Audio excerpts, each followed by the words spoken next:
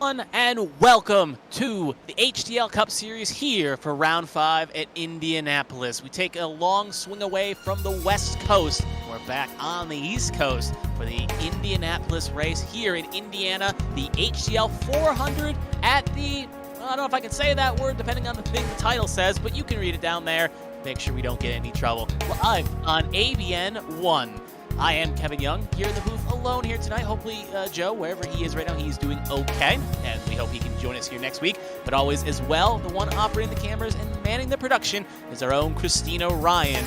She'll bring us a good opportunity to show us around the track and all the things to be it. Right now, we're in the middle of practice at the moment. A little bit over 4 minutes to go in the practice session, and drivers, after that 1 week break they had last week, will now have a chance to get back in and get ready for the heart of the season. As before you know it, soon enough, the season will end. Well, the playoffs will start. They just have to be ready for that. So this is the long and short of it before we get a break. So anyway, though, you can see right now with the time, it's worth noting as you see cars going around the track, some sitting in the pit lane, getting ready for qualifying. And it's kind of interesting to note at the very least because a lot of these drivers, if they've been on iRacing the past couple weeks, they've probably been running the Indianapolis track here for the Champ Car machinery, as the official series and the main Indy race have happened on these high banks. So instead of going from a high downforce Champ Car machine, they are now back in a stock car to compete on the tracks. So as we see right now, one car leaving the pit lane here, as it's going to be the, I believe that is the, checking the number there, I think that's the 00 Pacey Y, running a new paint scheme as well. Usually seeing him running something a bit different. And he's definitely a strong driver, winning in the West Coast swing a little bit ago, winning at Fontana.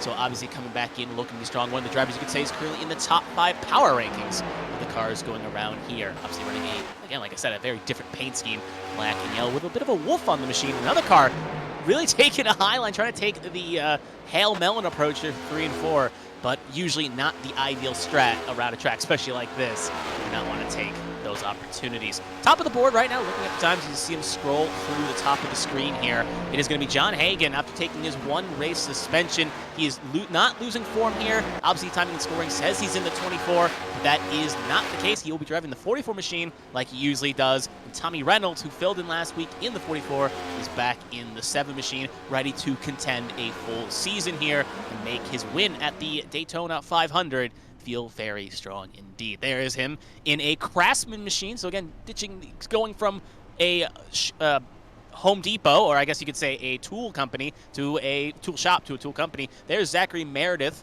driver that's also been pretty strong in the similar paint scheme we see him in the Pizza and Wings podcast machine.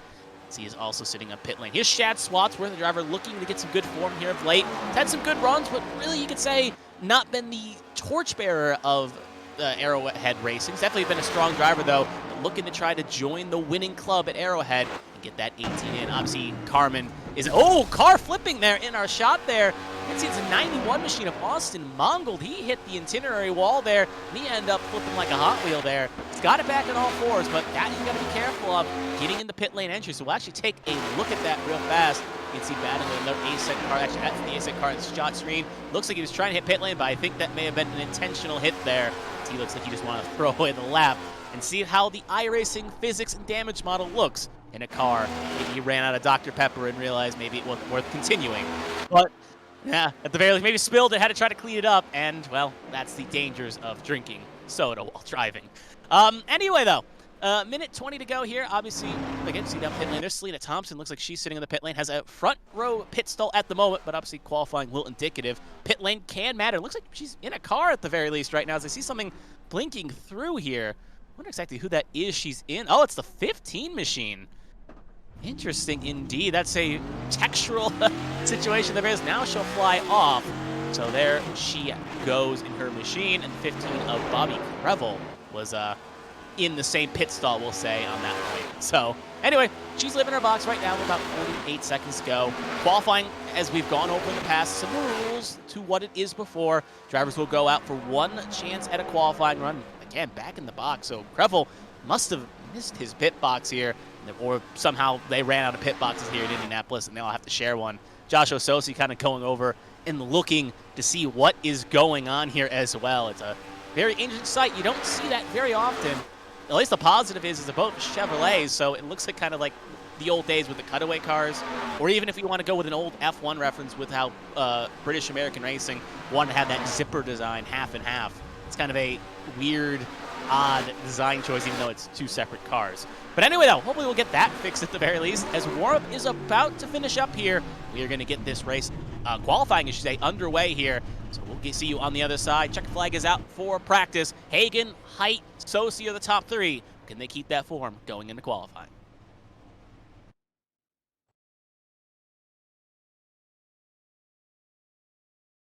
Alrighty, so now we are back here on the other side in qualifying. A little bit of a time of day change here. Went from a very overcast sky, a little bit like the sun is setting.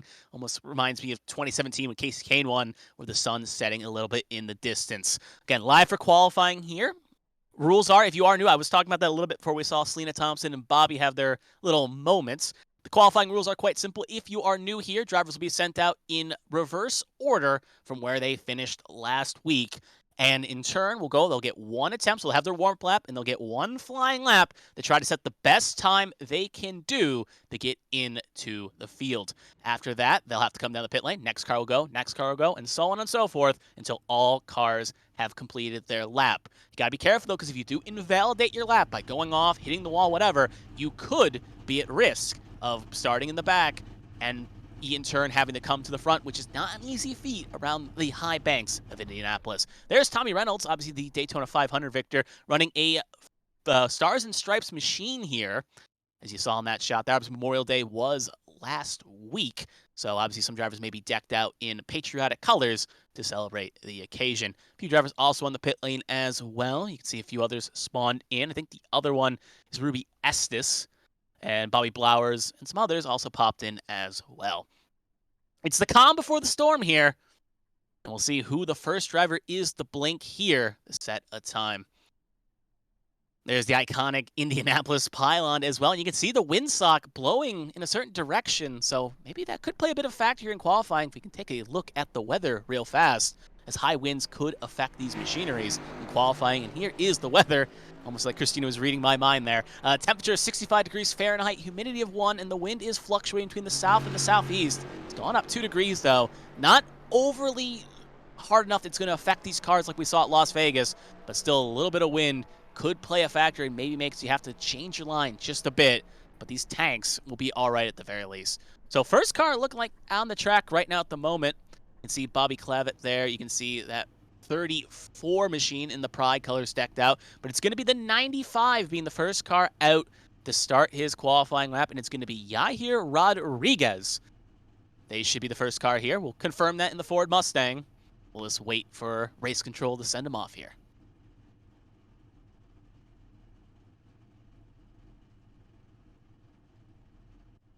This is another thing that's kind of unique to HTL as well. Obviously, sitting on pit lane can always kind of give you those jitters, especially if you're a driver that's later on in the run. Sitting there just waiting, watching times go down. Some live for it, others dread the experience. But Yair now leaving their pit box, running a bit of a new number here in the number 95. They will escape the pit lane here. They'll have to go through both 1 and 2 here to make the lap count. Can't pull out on the track like in real life. They will hit the access road here. Down the famous back straightaway here. Getting the tires warmed up. You can see spinning it left to right, making sure the car is up to speed before they cross the line.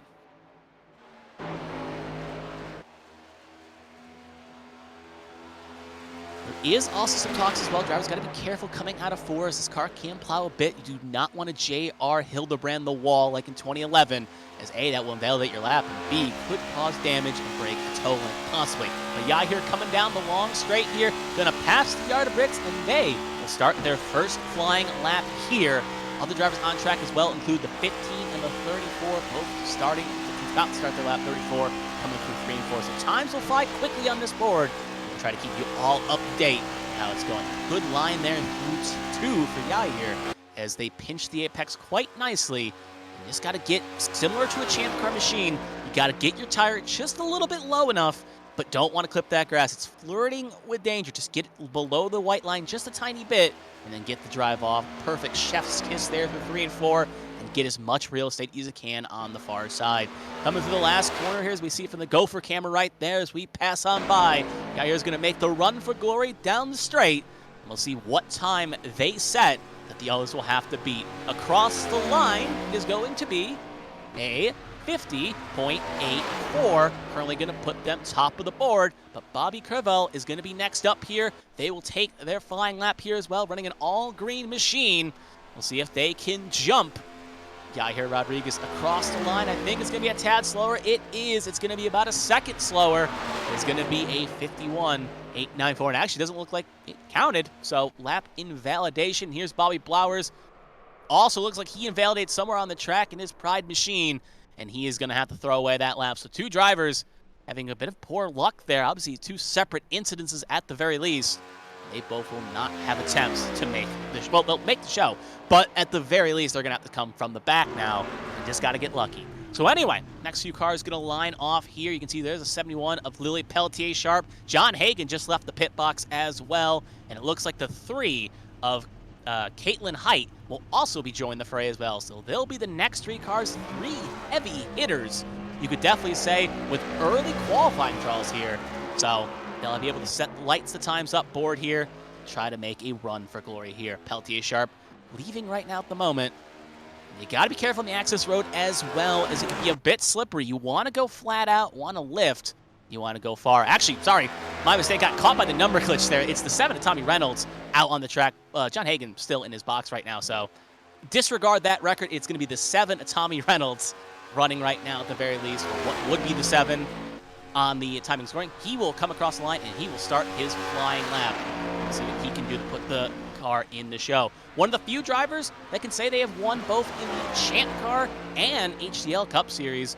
One of the elusive few that have done that. And we'll see if that good form can provide him luck around the high banks of Indianapolis. Charging down the long straight here. Different drivers will try different approaches. Reynolds going to hug the wall here. We saw Yair here went lower and then back up, almost like you're trying to break the toe. But Tommy likes to stick the wall here and drift low. Not as close as I think he would dare to be. Maybe just willing to put down a good lap here to make sure he gets it in the show. Coming out of 4 here, Tommy Brown's going to get a good exit off. No invalidations, so this lap will count. As he makes his run for glory, he'll be the second car to put a time up, but will he take pole position away? Across the line, it will not be a pole run. It will be a 50.95. And this is going to be just P2 at 10th back. Here's Pelletier-Sharp. She's going to come across 4 as well. Don't see anything worth noting. That lap is invalidated. So we'll see what they can do as she comes across the line. It's going to be good enough to bump Reynolds off the front row. So those 2 cars will go, and it looks like we've only done 2 cars in a stint. So next 2 cars up are going to be Kelly Height and that Ascent Racing Machine right behind. They will be the next 2 to do it.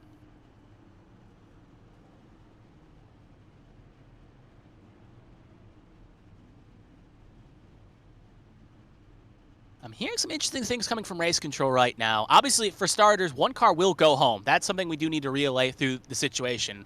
As we've heard from control, 1 extra car is here. So this being a special race, 1 car will not end up making the show here. But 2 cars that had invalidation, since this is their first attempt at a race, they are going to have an extra attempt here. So we'll have to keep an eye on that as this goes around. But we'll have to report that as it goes. Kelly Height now, Caitlin Height, sorry, my mistake, coming out right now. Going to take their attempt at a lap now. They will also be flanked by the 19 machine. They will be the next car coming out as well. So 3 and the 19 both can hit the track simultaneously here, but the 3 is going to be the first car to put down a time.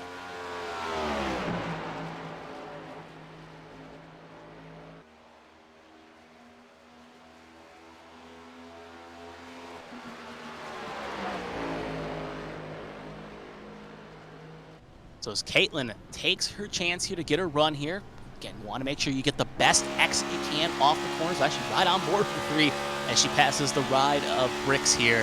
She is going to fly off here. You can see the speeds here as well. Not hitting the top speeds you see in the Champ Car machine, but going to top out at 195-ish, especially when you get in the draft. It's going to be like going down the long straight at Pocono. You're going to be hitting well over 200 miles an hour down the straight. Good pinch there by the 3 of Caitlin Height. It's very close, flirting with the wall. And this is the nice edge you got to worry about right now. You want to get the car as fast as you can to the field to get high up, but if you get a little bit too risky, you can hit the wall, validate your lap, and that will be that. You'll have to come from the back. So it's about risk and reward here right now. Again, smooth run by the 3. 3 and 4, can't you keep those hands smooth off of 4? She can. Car looks pretty planted, so this could be a chance to make a pole run here. So she comes down the long straight. Can she take pole position away from Yahir? Cross the line. It is not going to be a pole run. She'll be the slowest out of the 4 cars that have qualified, but at the very least she'll be P4. Now up DJ Anderson, next car up to cross the stripe here, then followed by the 97. So as DJ comes across the line here, can he bump someone further down? He cannot. He'll slot in P5 a little bit of ways away from Callie Height and Caitlin Height. And Ruby Estes now going to come across the line as well in number 97. They will bump DJ Anderson down to 6. So Ruby Estes with a time of 51.39 will be P5, start of row number 3.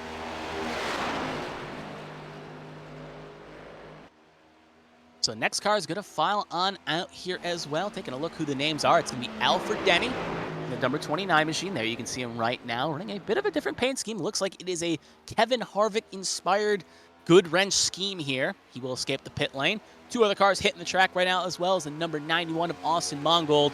And now it will be John Hagan after him. So those 3 cars will be the next 3 to set times.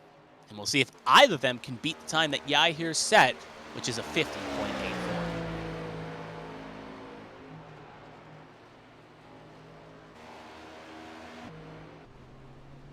So as you can see right now, Denny almost flirting with the wall there just a bit, trying to get a little greedy on the X to give himself the best run he can. He will start his flying lap right now. See what he can do. Honestly, looking at that paint scheme, it's almost, because obviously it ran in real life, but it doesn't look, it obviously doesn't look that bad comparison, like with the numbers kind of getting scrunched forward. It still feels like an accurate throwback, at the very least, even with the number pinched forward. So overall, a very pretty car indeed. But as Denny runs down the backstretch here, everything looking good for the most part. No real flirts of danger, no real flirts of invalidation. Let's see if you can keep that through 3 and 4.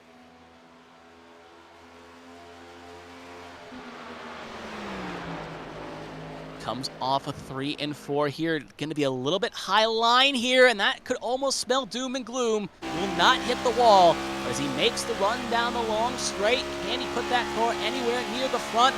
Cross the line. It's going to be a 51.903, and those 3 and 4s ended up killing the lap. He will be P7 at the moment. Austin Mongold about to finish up his lap here. The Dr. Pepper man is going to slot his car P6, so he'll be in row 3 at the moment with a 51.14. And John Hagan, the strong driver Arrowhead in the 44 across the line.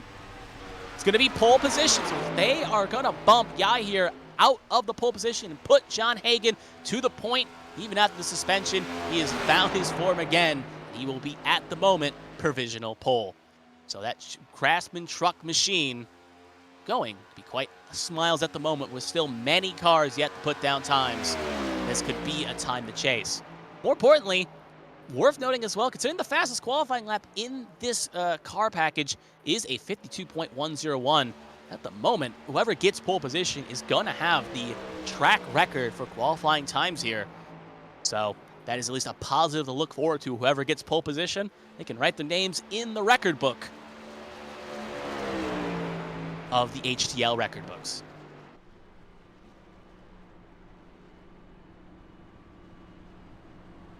So next up, we're waiting for a few cars to pop out of the pit lane here. We're going to see them get sent now. Looks like the first car out is going to be the number 96, Carmen Sienna. She'll be the first of 2 to 3 in this little train here. Obviously rocking a new paint scheme.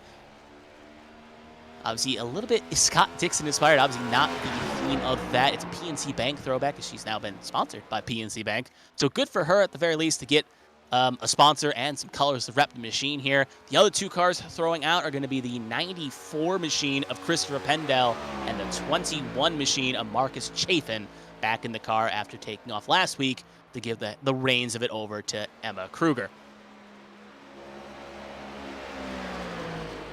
See, PNC Bank has had a lot of success around, well, actually, I was going to say a lot of success, but Scott Dixon won his maiden and only Indianapolis race in a Target-inspired paint scheme, but has still had many success in the Champ Car World Series in a PNC sponsor, so hopefully that luck rubs off a little bit on Carmen, or at the very least, maybe we'll get busted speeding on a final pit stop and throw away any chances of winning.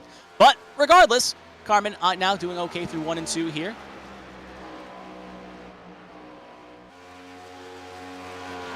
3 and 4. Looking good so far.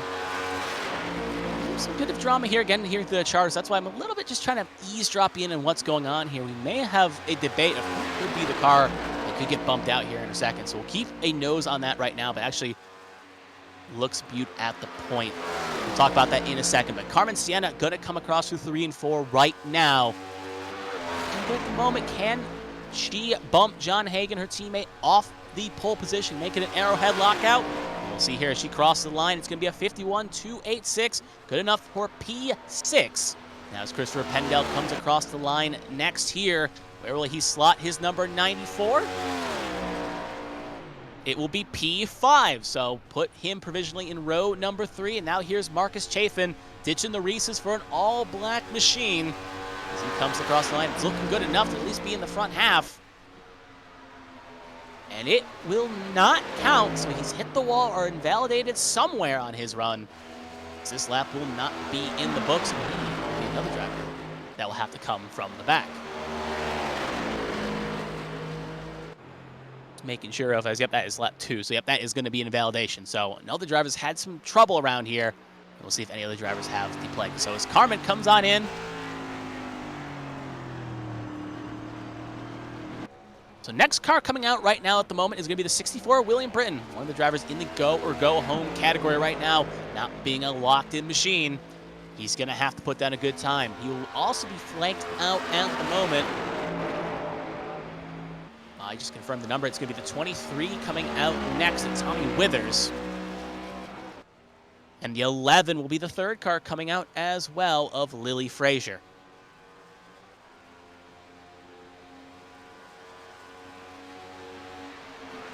This is the pressure you can feel, and you can see right now, makes the show if he sets a time. We'll have to see if that's accurate. Again, hearing a lot of drama, some drivers that may have qualified, not qualified, but right now I'm going to call that the truth. If Britton could put a time down here, he will make the show. So this is kind of like in real life champ car qualifying, where sometimes it's better just to put down a time to get yourself in the race and then deal with the race when it comes, rather than go for it all and cause yourself a chance to miss the show. So we'll see if Britton takes the cautious approach here. Maybe gets a little bit greedy. Right there for 1 and 2, looking good. Keeping it nice and planted through those corners.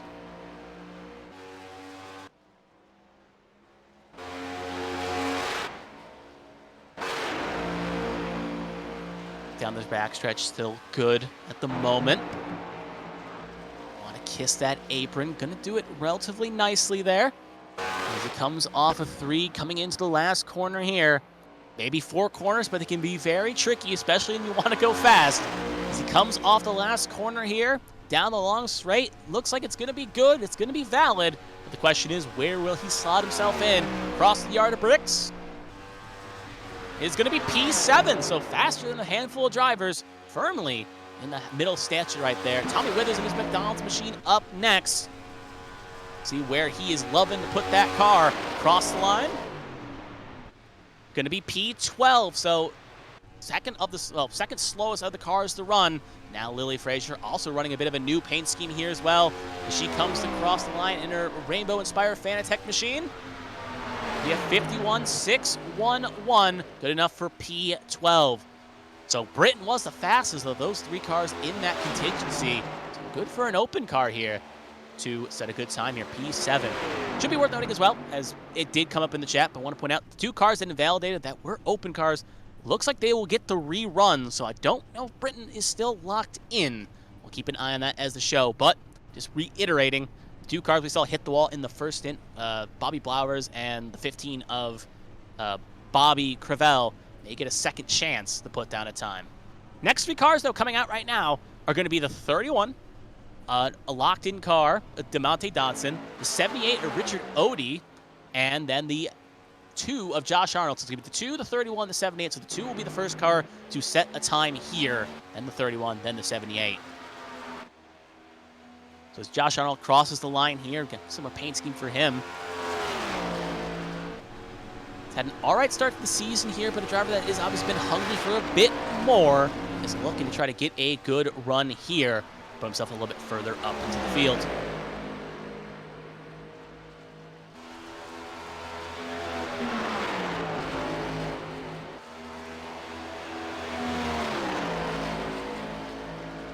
Move for the pizza and wings machine. You really want to be smooth on the wheel here. You don't want to fight the car. If you end up having to fight the wheel, it could put you in a bad spot.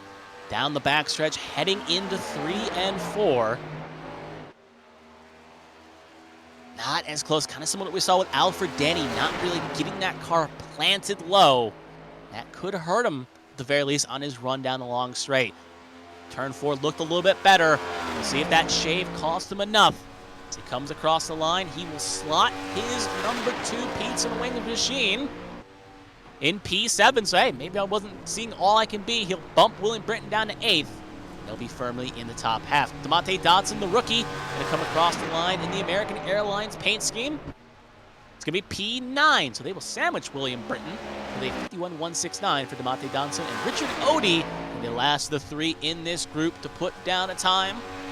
Martin Truex Jr. inspired paint scheme across the line.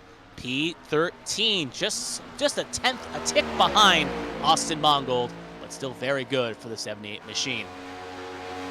Next 3 cars coming out as we speak. We're going to have one of the open cars, the 74 of Jeremy Braille. You can see him right there in the Taco Bell inspired machine. Braille has had a theme of finding second place in the past couple weeks.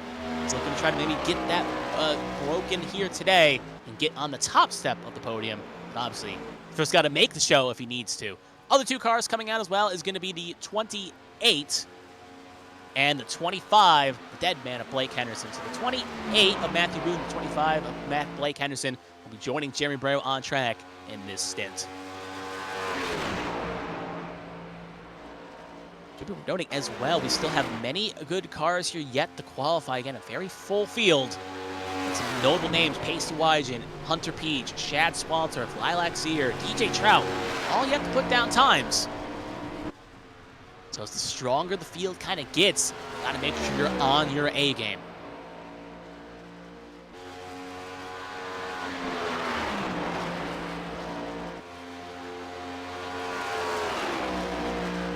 Good 1 and 2 for the 74 of Jeremy Braille. See if you can keep that form for the next 2 corners.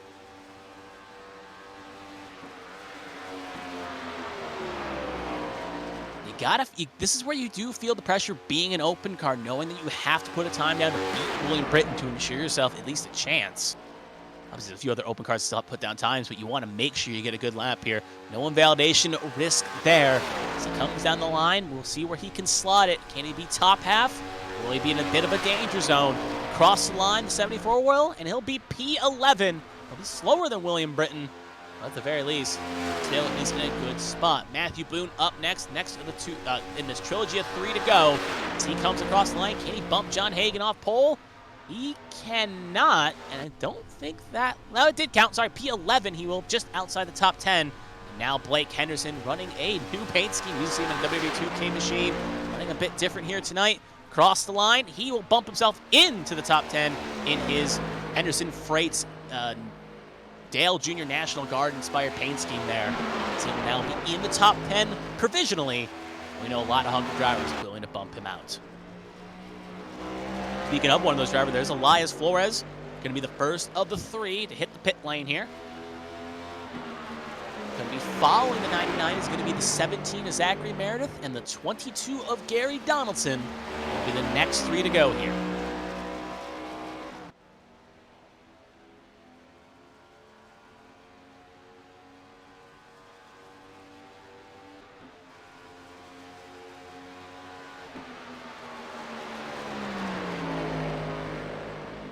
Comes Elias Flores. Make sure you get the tires warmed up, get them up to speed, make sure you hit the best corners you can to give yourself your best lap. And that's the pressure of only having one lap, because usually when you have 2 laps, some tracks the second lap's faster, and you can maybe have made a mistake on the first lap and gear up for the second run. 1 lap, you got 1 attempt, put them the best time you can.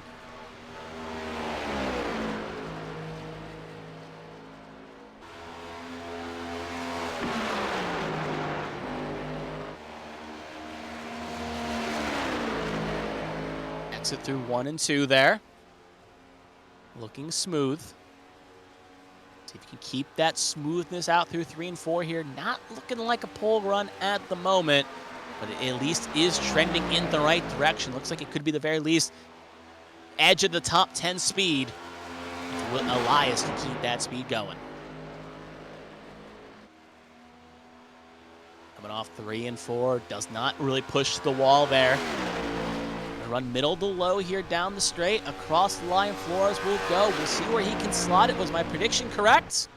It was not. He's going to be P17, a little bit of ways away from the top 10. Still at least in the top 20. Zachary Merritt now going to cross the line as well. Looking a bit faster than the 99. And that is a very fast lap for the Englishman. P2 for Zachary Meredith. He will block in the front row here at the very least. Not defending champion, but a series champion, looking to try to be one of the first drivers to get 2 in the crown.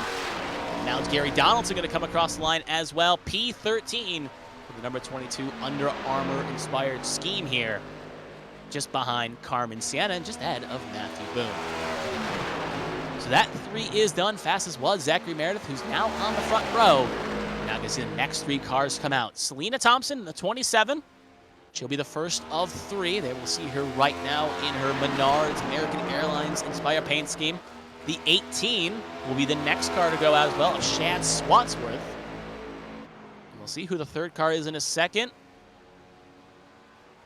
It is going to be the number 90. So those are going to be the 3 to come out next with Dean Clavitt. So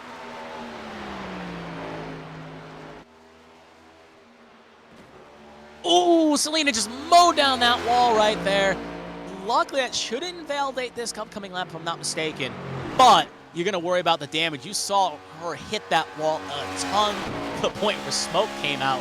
Luckily, again, not being jammed for machines, these cars can take a beating, but you can only do that so many times. You got to worry if any of the aero, downforce, any of the effects that had. But luckily, this lap should still count if she was far enough away that it should not invalidate this lap if I'm not mistaken. Yeah, this will be okay. Getting some confirmation in my ear there. This will be okay. This lap will count as long as you can keep the foot down and not lose too much time here. But you gotta feel that even with that hit, it's gonna shave off the run down the straight and could put her in danger of being a little bit farther back than she wants to be. And also you gotta worry about as well that the mistake she made there, you gotta think that's in the back of her mind going through 3 again. And the exit 3, so she's gotta keep in mind where she's gotta hit her point here. A little bit smoother. Oh, it corrected out of 4 there. It snapped, and now this lap will not count. So regardless, it will now be an invalidation. We'll cut the Shad Swatsworth. He is now through 3 and 4, now coming out of 4. And look at that, almost flirting with that wall there. Did not touch it, though. This lap will count for the number 18 Toyota from Arrowhead as it comes across the line. It is going to be a good lap, and it's going to be a P4 run for the number 18. Will lock himself at the very least into row 2. And here's Dean Clavitt, the Canadian. Had a good run at Fontana. Ended up getting on the podium. And as he comes across the line here, we have 51.182. That is going to be an all right lap for P13. Just behind DeMonte Dodson, just ahead of Carmen Sienna. So a lot of these drivers are putting themselves in kind of that 10 to 20 range. It seems like that's really where a lot of these cars are kind of plateauing out here. Only a few are finding times that can get themselves in that front half. One of these drivers that you could definitely say is in a chance to put themselves on the front row, the 81 of Joshua Sosi, who, according to the ABN website, is the #1 driver in the power rankings, which I can definitely see why. Did not win at Sonoma, but won at Las Vegas. So definitely a driver that is very strong, defending champion as well. So definitely an eye to keep out for in that number 81 machine. Other 2 cars on the track as well is the 9 of Eli Sasic. I think the 00 is supposed to be the 3rd car.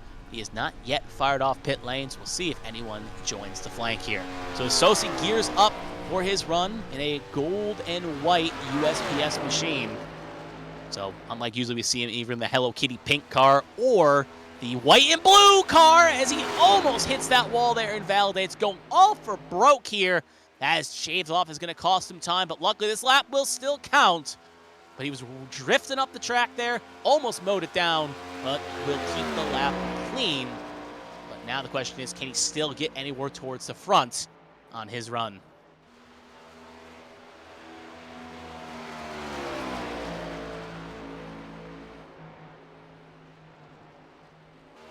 Comes off of 3 and 4 here, a little less galactic than it was going out at the exit of 1 here. Question is, did that mistake in 1 cost him any chance of getting to the front row? As he comes down the long straight here and across the line, it's going to be a 51.125. That is going to be P12. So that chase up really hurt him.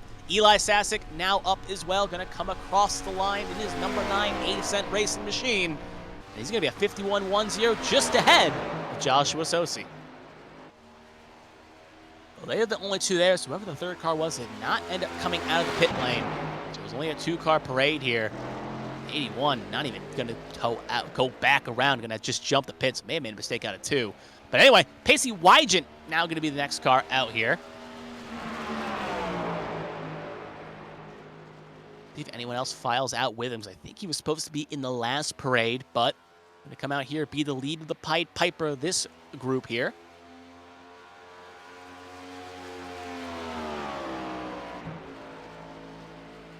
Car up, looks like it's going to be DJ Trout if he does fire out here to join the 00, but being so far back on a lap here, I think this is going to be a single car run here. Looks like he almost kissed the wall there.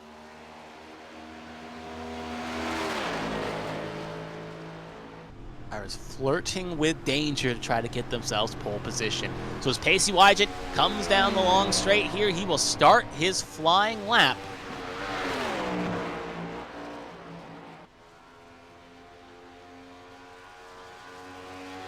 A lot smoother than Sosi was last time by there. Got close, but did not end up having to take evasive action. Our looks planted.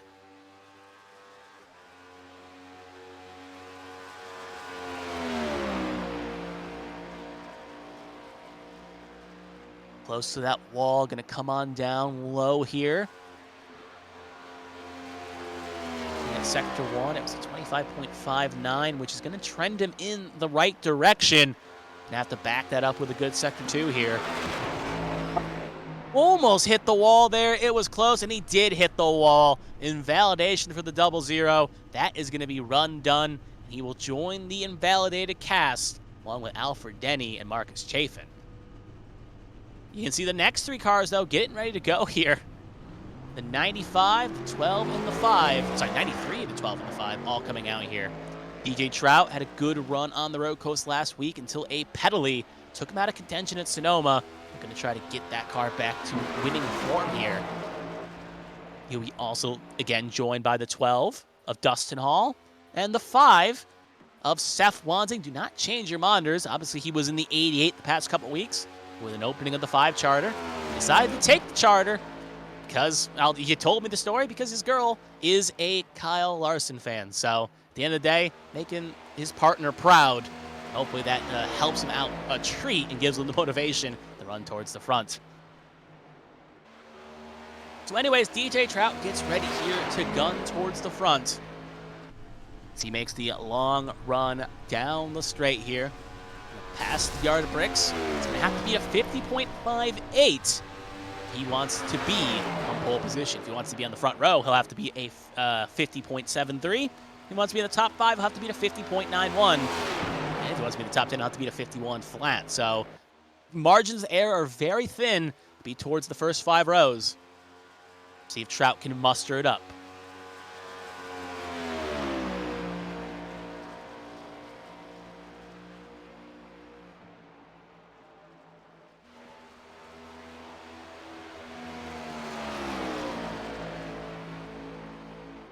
Trout works through 3 there, coming around to 4. Good run on exit, but hits the wall. It was close, similar to what happened to Pacey Wygen. I think that lap will be invalidated as we cut around here. Justin Hall here, he skates through 3 there. That's going to shave time off his time as well. So this lap is still legal, but you know for a fact this is not going to be a fast lap for the 12 when you're basically drifting through a corner at half speed. Coming in across the line is going to be still pretty fast, though, for what it was. A 50.158 for Dustin Hall in the 12. And here comes Seth Wansing in the 5. The pole sitter for the Champ Car 500. The ABN 500, I should say, that just happened a couple weeks ago. Can he keep this form going across the line? It's going to be good enough for P16 for the 5 in the Bass Pro USA-inspired paint scheme. At the very least, he had the least eventful of the 3 laps there, not flirting with danger. Here comes Callie Height up next. She was top of the board during, well, was up there at the top of the board. Was not top of the board, that was John Hagan, but she was in the top half of the board during practice, so definitely maybe a driver to keep an eye out for. Running an elf-inspired paint scheme. Obviously, that was the sponsor of Catherine Legg in the real-life Champ Car race that just happened a couple weeks ago. Maybe that would provide a little bit of luck, but considering how that car performed on the day in question, maybe that could be a bit of a bad juju she'll have to shake. And she comes off a 4 here, though. Going to get a good run. She'll also be flanked by the 1 and the 50. They're both behind her right now. The 1 of Kevin Gibney and the 50 of Lilac Zier. So as Callie starts her scheme here, and obviously every time I look at the front of that machine, I think Dale Jr. just a bit because of how it's the red for the old Budweiser scheme, and the 8's obviously the same font. But then when you get to the side and see the pink, throws it off just a bit. But still a pretty scheme at the very least, and a nice little blend of colors there. Hey, 2 colors I like at the very least. You can see right there, she practiced Indy hot laps at a simulator at RFK headquarters. Warehouse, I should say. There's a word, garage. A lot of different words. Shop, thank you. As there's a lot of words there. As I was trying to think of what the my synonym book was. But, yep, she put some laps down at Roush Fenway, Keselowski's shop. We'll see if that practice puts her in any contention here to put down a flyer. See a little bit of smoke down the straight. Doesn't impede her vision. Across the line with a 51.358. That's going to be P21. So the practice was good. We'll see if that gave her a lot more racecraft. Kevin Gibney up next in the 1 for the green and black machine. 5 seat sponsor could not. 51.209. P18 for the number 1. Last up, Lilac Zier, who ended up getting a podium last night in A-squared competition, looking to keep that magic form going. She comes across the line. 25th, 51.419. I will say every time I see that number font, it always looks like it's an 80. Reminds me of Canapino in Champ Car, where that 78 looks like a 72, a 75. Very weird number font choice, but it's a number 50. And she puts down a 25th lap performance in a 51.419. Next car's up, the 33, as we're coming close to running out of cars here. So this session is flying by quickly. You got the 33 of Josh Gaiman and the 4 of Zachary Apperson. 33 of Josh Gaiman finished P2 last week and came oh so close to besting the 4. Obviously, the 4 was not being driven by Zachary Apperson, so he's not a road course specialist. Handed the keys off to Rudy Valentine, who ended up taking the win. They had to remember, because it's a lot of similar sounding names. Rudy Valentine took the 4 to victory lane and gave Tombstone its first victory in well over 500 days. So definitely try to keep that now new form going. Had a little shot party, and now going to get right back to work and try to get that car first. But first, Josh Gaiman going to try to put his number 33 up towards the front here for Val Ferret Motorsports.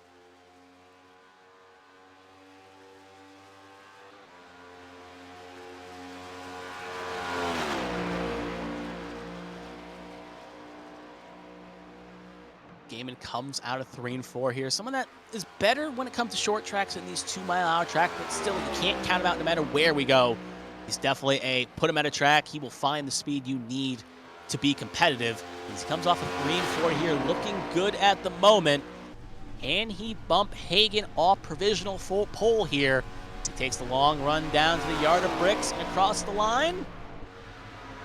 P, not in the top 10. It will be P23, so a lot of these times have fallen off here as the session has gone on. Zachary Apperson is going to come across the line next. One of the last few cars to put down a time, and he will slot his machine. P51.504, P30, which is going to be a slow lap. So now we're going to get to the two cars that had their invalidation. This is going to be the last row shootout here, I could say. Out of these two cars, whoever is the fastest gets in the show, and whoever is the slowest is out in the cold. So these are the two cars, obviously both invalidated on their early runs. Race Control was nice enough to allow them a second chance here due to them not having experience in the car, even though Bobby Flowers is a super sub, but obviously running a different team, different equipment, different other things. Obviously giving him a chance here to put something down is number 34. It's going to be interesting. Flowers, you would say, has the better chance to make the show at the moment with more experience. But you can't count out Bobby Krevel.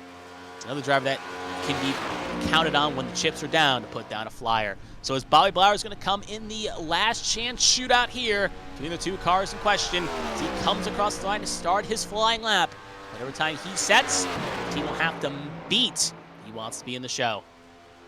This is also the time where you do not want to invalidate. You do not want to hit the wall or kiss the wall, because it will be curtains. Basically means that regardless, either car will start in last place, regardless of where they set their time. So it does not matter what time they put down. It will be P last for whoever puts on the line, but at the very least, you make the show. Can't complain about that.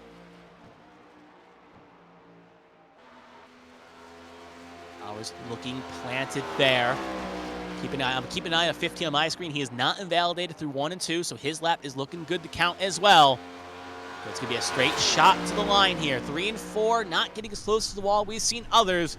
Is this going to be good enough for Bobby Super Sub Blowers as he takes the long run down the straight? It's going to be a 51.360. So that is the lap Bobby Krevel is going to have to beat. Here's Bobby Krevel in the watermelon-inspired paint scheme as he takes the long run down. A 51.36 he has to beat. He comes across the line. Not going to do it. A 51.965. Going to be the slowest out of all the cars that qualified, and it's not going to be enough to beat Bobby Flowers. His day will be done. He will have to head to the garage and pack it up. Try to come back next week to make the show, but still a good effort for the 15 driver. Can't be mad at the performance he put down, but it always hurts to miss the show. As Bobby Blowers, you can see we advanced session, but you can see where he once was, as he is quite happy he'll take an attempt, even though he'll have to start from the back. Now, we've got some warm up here. We've got about 5 minutes of warm up here, so this is a good chance and opportunity for these drivers that may have been sitting around long after putting down a time to get some actual attempts, make sure everything's set up in your wheel, make sure you can practice pit road entry and exit. Don't want to end up speeding, make a mistake on a slippery access road, and end up spinning out. A lot of cars taking this opportunity to do that. You can see it's a very crowded exit, with laps being well over just under a minute. Unlike other short tracks where you can get maybe 5, 7, 9 laps if you're lucky, here you only get maybe 3 to 4 even if you hurry out of the pit lane. So you got to make sure you're on point with your times, and you can make something happen.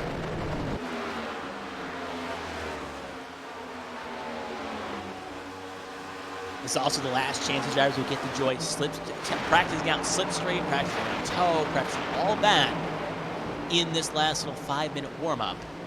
You want to use this time to barely know what the car can do in these situations, know where you can attack. Make it happen. If obviously if you are joining us still here, there's also a good chance if you want to get a drink, get a snack, use the bathroom, because when we go back after this warm-up, we'll have 100 laps ready for us. See who will win the HTL 400. Take this opportunity, get your sips, get your waters, warm up, and continuing on when you probably come back.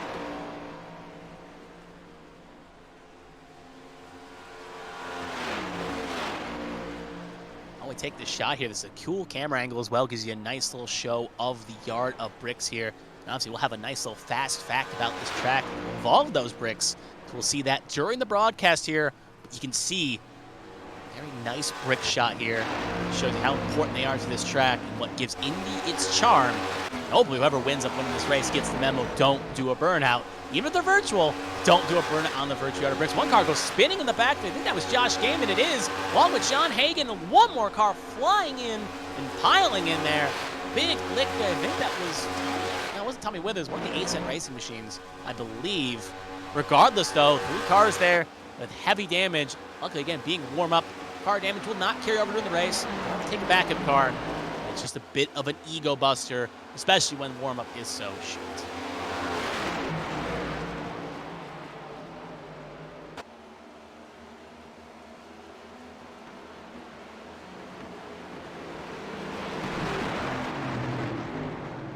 CV drivers practicing pit load entry there. Make sure they get on the brakes. Make sure everything is connected. Again, some drivers use this as an opportunity to understand what their setup does. Make sure the pedals are good. Make sure your steering is good. You don't want to have a disconnect. You don't want to be having question marks for the race. So this is the opportunity to go do a quick installation lap, get everything set up, come back in, take a bit of a breather before you're on edge for the next 100.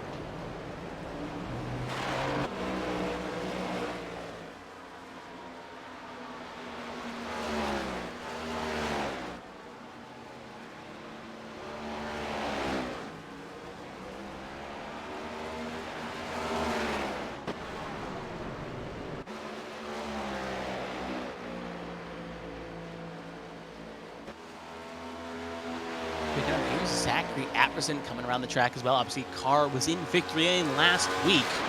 Obviously, Zachary was not the one that piloted it, but obviously, it's a team effort around that track. Obviously, for Tombstone, situation where when any car wins in that stable, it's a team victory as well. But obviously, Zachary is going to be a bit hungry, knowing that car can get the victory lane. Knowing he's been consistently in the top 10, top 15. He knows his day will come. He knows he can get it. Why not today? Why not me? As he comes down the long straight here.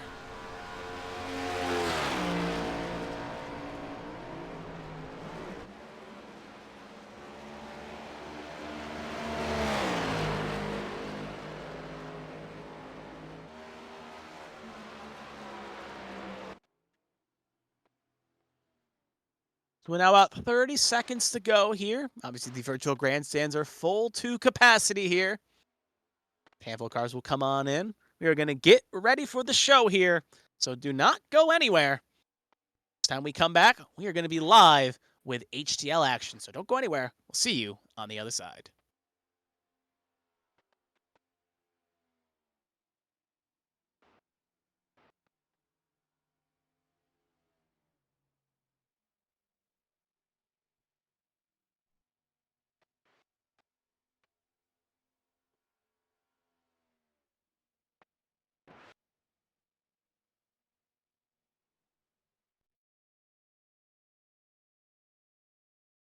And welcome back here on ABN1 for the HTL Cup Series here at the HTL 400 at the Brickyard. We'll take a look here at the starting grid that is going to pilot these 35 cars around the field.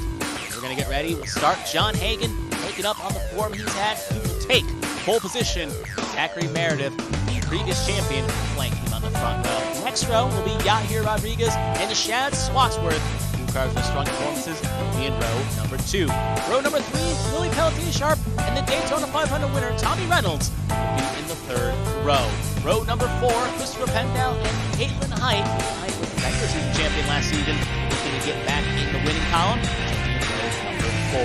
Row number 5 is going to be Josh Arnold and William Britton. William Britton won the open cars here, highest of the open cars. He's definitely looking poised to try to take advantage of that. They'll be in row number 5. Row 6, Blake Henderson, Eli Sasick, 2 veterans in the series, looking to keep the form going and get their first win this season. Row 7 is going to be Joshua Sosi and Dustin Hall. Joshua Sosi, the defending champion. Dustin Hall, another driver, very strong indeed. Row number 8 is going to be DeMonte Dotson, the rookie, and Seth Wanzing, driver that was the Champ Car ABN 500 pole sitter, will be firing off in row number 8. Row number 9, Dean Clavitt and Kevin Gidley Jr. Clavitt, the Truck Series champion season 2, will be in row number 9. Row 10 is going to be our own Carmen Sienna and Gary Donaldson. They'll make up row number 10. Row 11, Matthew Boone and Callie Height. They'll make up row number 11. Two strong drivers looking to get some good form this late in the season. Josh Gaiman and Bobby Blowers in row 2. Bobby Blowers, super sub, coming in as an open car. Josh Gaiman, who came oh so close to getting his first win last race, going to fire off in row 12. Row 13, Jeremy Braille and Ruby Estes. Braille looking for a win finally after a couple seconds. He'll be in row 13. Row 14, Lilac Sear and Austin Mongold will be in row 14. Row 15, Richard Odie and Elias Flores will make up row 15 here. Row 16, Zachary Apperson, DJ Anderson. Zachary Apperson's car won last week. He's looking to get a win as well. Lily Frazier and Tommy Withers. And row 17, low spot for Frazier, looking to get towards the front here. Row 18, Alfred Denny, Robert Cravel. Obviously, Cravel here in row 18. Moving on to row 19, Pacey Wygett, Hunter Peach. They'll be in row 19. And row 20, DJ Trout and Marcus Chafin will bring up the rear in his number 21. And Selena Thompson will be in, actually the one bringing up the rear in P40, as obviously Bobby Cravel did not make the show. So Thompson will be the last car on the grid. And that is how the 40 cars will fire off here tonight. Take a look at the weather here. 65 degrees Fahrenheit, humidity of 1. And the wind coming now 10 miles an hour, now back to 9 from the southeast. So a lot more strong wind when in comparison to what it was before. We'll also take a look at the pit stop information here. It's going to be 3 stages. At lap 25 and lap 50, we'll get the 2 stage breaks. 7 sets of tires available for these drivers if they so need. And it's going to be a 19 to 22 lap of fuel under green, 12-gallon-hour fuel cells, and more important to note, a 60-mile-an-hour pit lane speed limit. Not one end up getting busted like Montoya did back in 2008. I think that covers all the basic information that we need to go here. Now the question is, since I'm here alone, I'd ask Joe who he thinks is going to win tonight's race. Yes, I'll throw a prediction or out too here. Obviously with John Hagan taking an EOL here, he'll jump to the back, and that will promote Yahir Rodriguez, the first car on the inside line. But if I'm looking for a few cars here to keep my eye on right now, don't think you can get out Chad Swadsworth. He's definitely a driver that's hungry. This seems like a track that subsides his needs. Another one, Caitlin Height. She's obviously the regular season champion last year. She's obviously a driver we can't count out. And you know what? I'm going for a bit of a curveball here. William Britton, open car here, felt the pressure, got himself in the show. Let's just take a chance here and see if he can get himself towards the front and maybe pull off the ultimate upset victory. So as we are ready to go here out of 3 and 4, we're going to start 100 laps here on ABN 1 here in Indianapolis. It's going to be on green flag. The question is, who will get the best jump off of 4?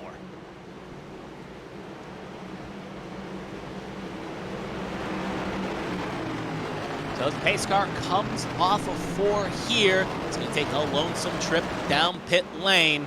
You can hear the virtual crowd of well over 200,000 ready to pop out here. Yahir going to hit the brakes a little, not going to speed back up.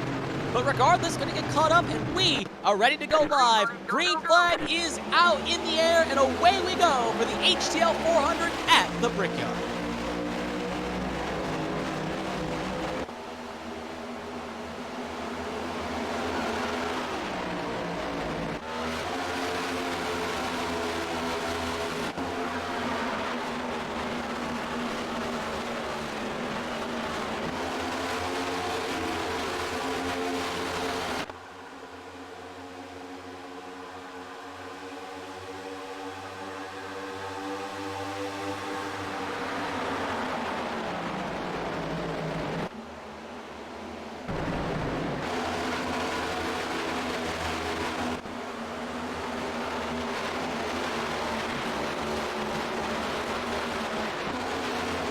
After 11 lap in the books right now, you can see the wide shot of cars going around here, but it's going to be Yahir leading lap number 1 by a healthy margin.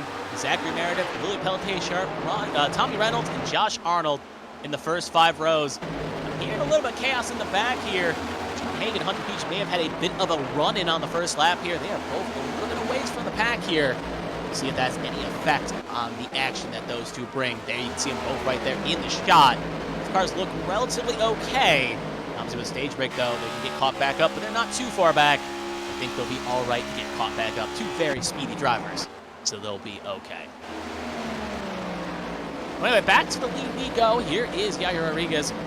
Zachary Meredith looking to go. Looks like we have another situation here. I think Marcus Chafin has had a disconnection here, so he is going to be the first car taking it behind the wall here. So you can see the rest of the cars fan out. Looks like Rodriguez hit the wall just a tiny bit here. He has some, maybe possibly some damage here. Have to keep an eye on that if it affects his performance. At the very least, one more thing to kind of report on that Hagen and Peach situation. Peach has major toe length damage on his right side, so he is going to be in a bit of a bad spate here.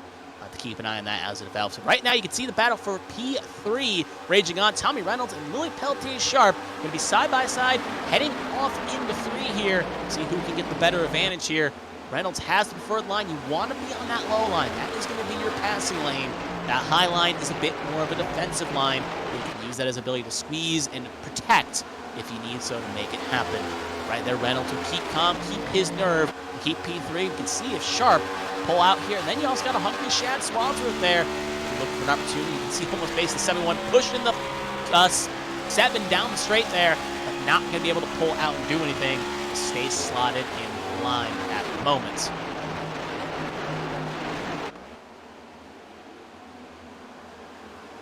Single file for the most part for the top half of the field here. It's pretty much just kind of getting in a rhythm here at the moment, but you can see back up towards the lead. You can see Zachary Meredith getting a good run here. Had a fast second 2 last time by, so he is hauling right now in that pizza and wings machine. Feels like he wants to take a lead here. Having a very lonesome, long drought here, get a victory. You know, for a fact, getting a win here, especially in a high-profile event like this, could be what the doctor orders for a driver that's been struggling to get a win after winning his championship in Season 3. And some of the biggest movers here as well. You can see right there, it's getting a little bit racy. Just a tad back here. I'm seeing Seth Wanzing right in the back shot there. He's making some moves right now as he's making that high line work here. You can also see Josh Arnold doing the same. So you can see the high line not in the third line to pass. Look just off the road there, almost 3 wide. Josh Gaiman also trying to get a little boxy here. So drivers not willing to take prisoners here, not willing to let run and let ride. So they're going to try to get the quickest advantage they can. Back towards the front here, Meredith not leaving the back bumper of it. You can see right there, think about making a move through 4, not the conventional zone to make a move. They'll be side by side off of 4 here, leaning on just a bit. Will not end up touching though. And yeah, here we have a big wreck out of 4. William Britt in the wall. He has had a big old lick here, hurt the engine explode. And he's also been joined by our own Carmen Sienna and Richard Odie. Look at that other car high in the wall. I think that's either Flores or Sasic. They are heavily damaged well, and they just, Flores, you can see, just gets a hook as well. So multiple cars involved here. We're going to have to see exactly what happened. Up the road here, possibly. Keep an eye on Britton on the low side, kept Gimme on the high side here.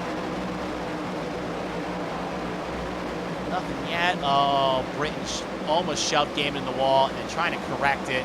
Gaiman gave him a little hip check and basically gave Carmen Sienna a big old shunt to the wall. Good avoidance by that one car to go on the high side there. And oh, look at Flores almost skinned the cat, but just couldn't get it done. And then also that other car right there gets heavy front damage as well. So we'll see if we get a couple more looks at this as well. Right on board here. Let's see what they can see here of the 78 Richard Odie trying to go high, going low, and yeah, try to follow that car on the high side there. But there was a PNC Bank size hole right there, and there was nothing Odie could do, just T-bone the 96. And that's the danger in these situations. Trying to thread the needle sometimes, you don't know if it's going to be high or low. By the time you figure out where it is, and you can also see there Dustin Hall hits the wall as well. But shoots high, Britton gets hit, and then hooks himself. Ends up getting a little bit better in the encounter, per se. Good avoidance there as well for that car on the high side. That was actually Elias Flores, but obviously he ended up tagging Carmen Sienna. Britton, again, heavy damage for him. Take one more look as well. Right on with Gary Donaldson in the Under Armour 22 here. It's a little bit further back here in the chaos. Is he going low on the brakes? And oh, he gets hooked at the end by John Hagen. Hagen making no friends here today. Obviously has Hunter Peach as an enemy. And now you can put Donaldson on that list as well. Now we're right on board here with John Hagen as well. Needs to be careful on probation. Actually, we'll cut the Britton back up. Bam in the Sienna. Then we'll slow it down here. Again, keep an eye on the high side here. One car is going to rip and ride it around that high line perfectly. But then you can see hits him right up into Richard Odie. So Odie was about to do it, but that pink-white car, Cali Height, ended up hitting Sienna into Odie and gave Odie some heavy damage as well. And then you can also see John Hagen and Gary Donaldson's little incident here as well. Looks like Bobby Blowers, though, avoids hitting. Just seeing up the road there, avoids hitting Cali High, and then Donaldson, heavy hit on the door side of the right side. But yeah, a lot of good cars there, getting some heavy damage there. We'll see how that affects. You can see the broken right toe link on Cali High. That is probably day done for her. That is very highly unlikely to be fixable. So back towards the front, Blake Henderson, he stayed out, along with Eli Sasick. They will lock up the front row. After that, though, most of the cars that elected to come in came in for fuel only. Because remember, the stage ends at 25, and the fuel limit is about 1922 under green. So coming in to top off, make sure they safely get there, while Henderson and Sasick want the track position and think they can get the extra few laps, maybe more cautions, and make this work. As you can see, pit lane, a very crowded place. Just looking at some of the names of long extended repair times. DJ Anderson, Hunter Peach, obviously with a different incident. Gary Donaldson, Cali Height, William Britton, Richard Odie, Elias Flores, and Carmen Sienna, all with major damage clocks here. DJ Trout just coming in the top off, so a bit unrelated. Pace car, lights out on the pace car. Field getting bunched up here. So we're going to have Henderson and Sasick. They'll be locking out the front row here. Both did not come in. Going to have to hope the clutch and save a bit to get comfortably to the end of stage one. Reynolds and Meredith too. So it looks like we're going to bring in Carmen to hear her thoughts real fast if we can. Obviously, it looks like it may be day done. So we'll bring in Carmen real fast here and hear her thoughts about that incident. Carmen, this is Kevin, the ABN booth. Got a copy? Yeah. Well, obviously not how you want your day to begin, but we'll first ask, how's the car? Is it any chance it can go back out there? No, it's dead. It's dead? Completely gone. The entire engine's gone. There's about an hour of repairs that need to be done, so the car's toast. You know, it sometimes stinks to have that happen, and obviously you've had a good run of four in the past couple weeks, and obviously it sucks that happened. Anything from your perspective, we saw that incident, anything that saw happen there from your perspective? 64 and a 33 running out of talent. 64 overdrove it and got to the 33, and the 33 just ignored him. Just straight up ignored him, and then the 64, instead of getting out of the throttle, just hangs it. Almost takes out the 1, takes out me, takes out the 78, takes out the 8. Senseless, you know, talentless. I said it over the radio. It's talentless. Just some people shouldn't be here. Absolutely freaking talentless. You know, put in hours and hours and hours of practice, and you have someone that comes in, ruins races on the regular, doing it again. And you can say that about the 33 or the 64, because they both are useless. Just garbage. Like, this was for the 64, he's not racing for anything. The 33, he can get wins out of his own. You know what? Points matter for me. You know, points matter for a lot of us. For the 8, it matters. For me, it matters. For the 70, it matters. And you have these absolute idiots just not racing with any common sense at all. We're in stage 1 of a 100-lap race. I don't know. I don't know how you have people like Hagen on probation for off-track conduct, but on-track issues are perfectly fine as long as you're a sweetheart and running that Cinderella miracle. 64 can get that. So can the 33. Absolutely useless. Obviously, we sense the frustration here. We're going to give you a little chance. The race has just picked back up here, so we'll give you a chance to cool down in the waiting room. And obviously, it's been a frustrating day, but hopefully, we can see you have a good performance next week. So thank you for joining us, Carmen. And obviously, hope for things better next week. Yeah, we're going to aim for it. I think, obviously, next week should be fun. Hopefully, it's fun. It's going to be Homestead, and then a win after that. But now, it almost puts us in must-win already. So, it just... What do we do? Sometimes that's how the cookie crumbles. That was our own Carmen Sienna, and obviously we had another caution here in the back. You can hear her frustration on the radio, and you hate to see it happen. Matthew Boone was in the incident in question that just happened there. And you can see DJ Trout looks like he's got a bit torn up as well. So obviously while we were talking with Carmen Sienna, we gotta say Tommy Reynolds took the lead, Lily Peltier-Sharp took second, as Henderson and Sasson felt a bit like a stone, trying to maybe save a little bit of fuel. So we'll take a look at what happened in the incident here, though. You can already see the piece of accident happening here with Trout hitting the wall there on the high side. So we'll zoom it back just a bit here. Focus on Matthew Boone holding the middle line here. Again, doing okay right now. Is it going to be something similar we saw with Gaiman? Oh, he just mows the wall down, and Trout would just happen to be there. It's a bit of a racing incident. Boone, nowhere to go, just mows it, and Trout just ended up getting a piece of it. Luckily, probably minor damage for Trout, maybe not horrible. Same thing with Matthew Boone, could be fixable. We'll have to see how, though, they can fix it. Boone, though, right now seems to have an EOL coming to him, so it looks like that damage is a lot more severe than it is the B. So anyway, let's take another look here as well. You can just see trying to maybe make a move around Blowers. And it's something you'll see in Champ Car Machine as well. You think you can get on the throttle as late as you dare, and there it just, oh, at that point, you're just a passenger. You got to hope you may have not used one of your 9 lives. And sadly, Matthew Boone ended up using it there. Take a look at DJ Trout as well here, riding behind here, just minding his own business, trying to fund the ride. And you can see with Boone coming high there and low, drifting low, and again, just mows the wall down, and Trout just gets the old heave-ho. Temper is beginning to flare. Usually don't see this, and I've been hearing on the radio comms right now, Boone and Trout not having the favorite day as well right now. Both of them kind of at each other a little bit too. So usually see these temperatures at short tracks. You don't see them at the high banks of Indianapolis, but with how early this race kind of started here with a lot of drivers being behind the wall with heavy damage, you can see the effects this may bring. We'll cut back to the front here. Here is the 7, Tommy Reynolds. Remember, the winner of the Daytona 500 here. He gets second win. He's the first driver of the season, even though he was supposed to be in a part-time ride, to end up getting 2 wins. You can't say that's bad for a driver that wasn't ready to continue the whole season. But obviously, only lap 12 of 100, so let's not count our P's and Q's before we get there. You also can see right there, it was Hunter Peach that got his lap back. I believe that will put him back on the lead lap, possibly. I think he may be more than 1 down, though. Yeah, he is... Checking my clock here. He is... Actually, I think he is back 1 down here, so we'll have to see on that point. He's now coming into the service. DJ Trout also... Too much damage. I thought it was going to be minor damage. It was not. D Trout has too much damage to continue, and they will also pull behind the wall, joining the retirement list here. So you can add DJ Trout to the car graveyard along with Marcus Chafin, Carmen Sienna, Richard Odie, Callie Height, William Britton, Hunter, actually, Punch still going, and Anderson, Donaldson, and Flores all multiple laps down, but still at least continuing on here, maybe get some extra points here. This caution at the very least will help. I know, bad segue there, but this caution will help at the very least Henderson and Eli Sasson. Both obviously stayed out, looking to try to get the fuel number they need to get to the end of stage 1, and this should give them the comfort they need to be able to get to the end of stage number 1 without having to lift and coast to get there.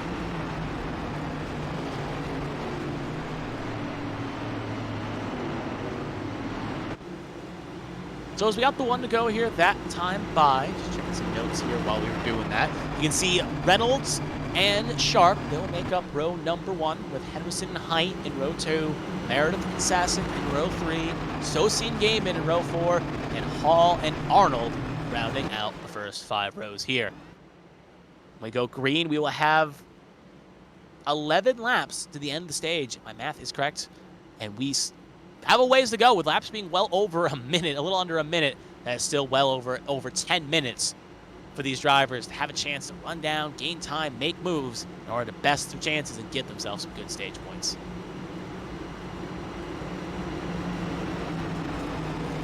Also take this opportunity as well. If you're watching live at home, thank you for joining us here on this Monday evening. If you are in the chat right now, why not sound off on who you are rooting for at the moment? What driver you have in your corner to take the win here tonight for the HTL 400. But as we come off of 3 and 4 here, it's going to be on the control of Tommy Reynolds once he gets in the restart zone here. Pace car going to take the hard left into the pit lane. It's going to be on the stars and stripes to go.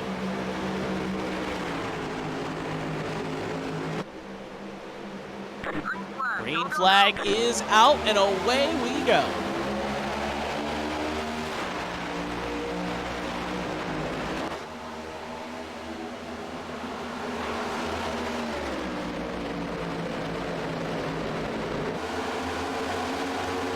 Side still through 1 and 2 here. Reynolds and Sharp neither really giving an inch, but with Sharp kind of being on that high line, it's not much you can really do. You'll have to concede at the moment. So put Reynolds to the front. Now Blake going to try to challenge in and make something happen here. You can see getting some help there from Caitlin Height there. Going to push that 25 a little bit clear here. So put Henderson up to second. Now Sharp in the kind of the bad place to be, pinned on the high side, looking for a way down the low side here. Good run there off two. Almost flirts with the wall there. That's going to allow Caitlin Height a chance to toe on the low side here. A little check up. Momentum is key at this track. And the 3 is going to get clear. So put the FedEx machine up the second. And look at that down the road. Look at Gaiman trying to fit a hole that may not work. Luckily, not going to give the 17-year-old heave-ho. So ends up holding out there, but you can sense the move by the 33. Maybe a little bit injuvenized from Sonoma last week, wanting to get that win, knowing it's possible. And you can't win it on lap 15. You certainly can lose it, and he almost ended up sending himself to the shadow run. But luckily, still well and truly clear at the moment. Side by side with Sharp. His field kind of gets spaced out a little bit here. You can see he's pretty much single file throughout the shot there. Everyone kind of just waiting to make moves, make opportunities when they open up and drivers make slight mistakes. But still up front, Callie, though, is running not in this race right now, but Caitlin is running on a good toe here on the 7, but can't really take it. It's a long straight, but sometimes you just can't get that toe down and really throw a move. Well, right aboard here with Blake Henderson and Blake Henderson, the 25 machine. Yeah, Henderson Freight, thank you. It's the Henderson Freight machine here, currently sitting in P3. Blankenship. Anyway, 25 here as well. He'll probably correct me at the end of this race on that one. You can see Gaiman, though, making a move here on the 17. And Gaiman feeling very strong on those open restart. He is moving forward quite quickly, up 18 spots from where he ended up qualifying here. One of the biggest movers now tend to be up 19 as he's now side by side with Zachary Meredith. Got no real help from behind him. Look at Seth Wansing making a move there as well on Eli Sasek. So drivers really, even though we've had two kind of big wrecks here, not willing to take any prisoners here, want to get runs, want to take opportunities when they come. You can see Gaiman side by side still has the preferred line coming out of 2 here. See if he gets to run off. He successfully wills to put Josh Gaiman now up the 4th. And you can see that low line, Seth Wansing trying to make something happen. Look at that move as well. Josh Sosi, but actually will cut back to the lead here. And you can see the top 3 getting the break away from Gaiman and co. Gap is now a little over a second. These top 3 can keep it clean and keep it between themselves. Should be a race between the 3 of them to the finish of stage 1.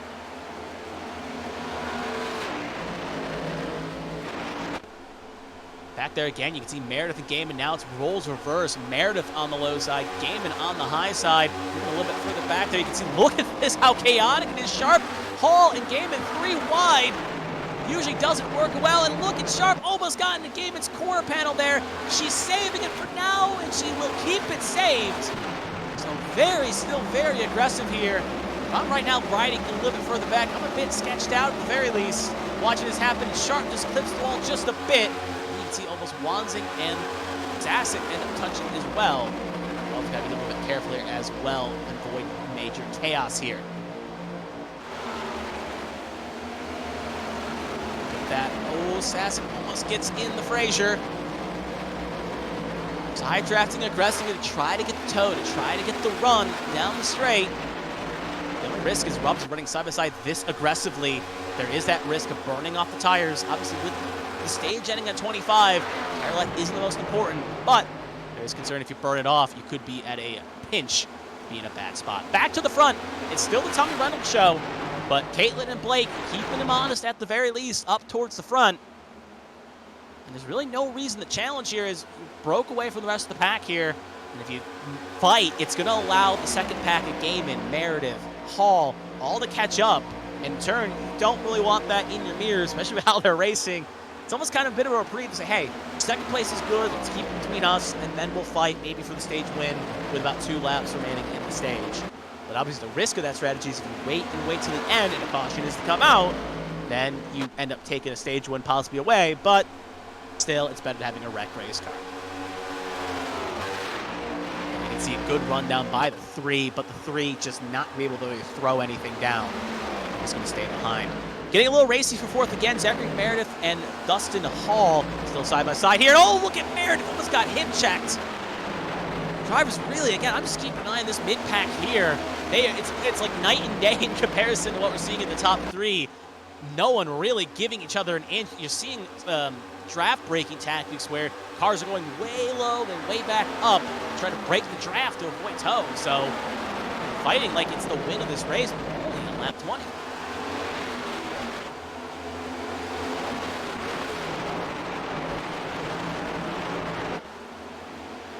Hall now up to fourth, up 10 spots where he ended up qualifying here. Snaking through the field. We'll see, again, 2.5 back of this top 3 here. See if maybe they can get a little bit reeled up here. But without these cars fighting, it's going to be a bit tough to reel them in.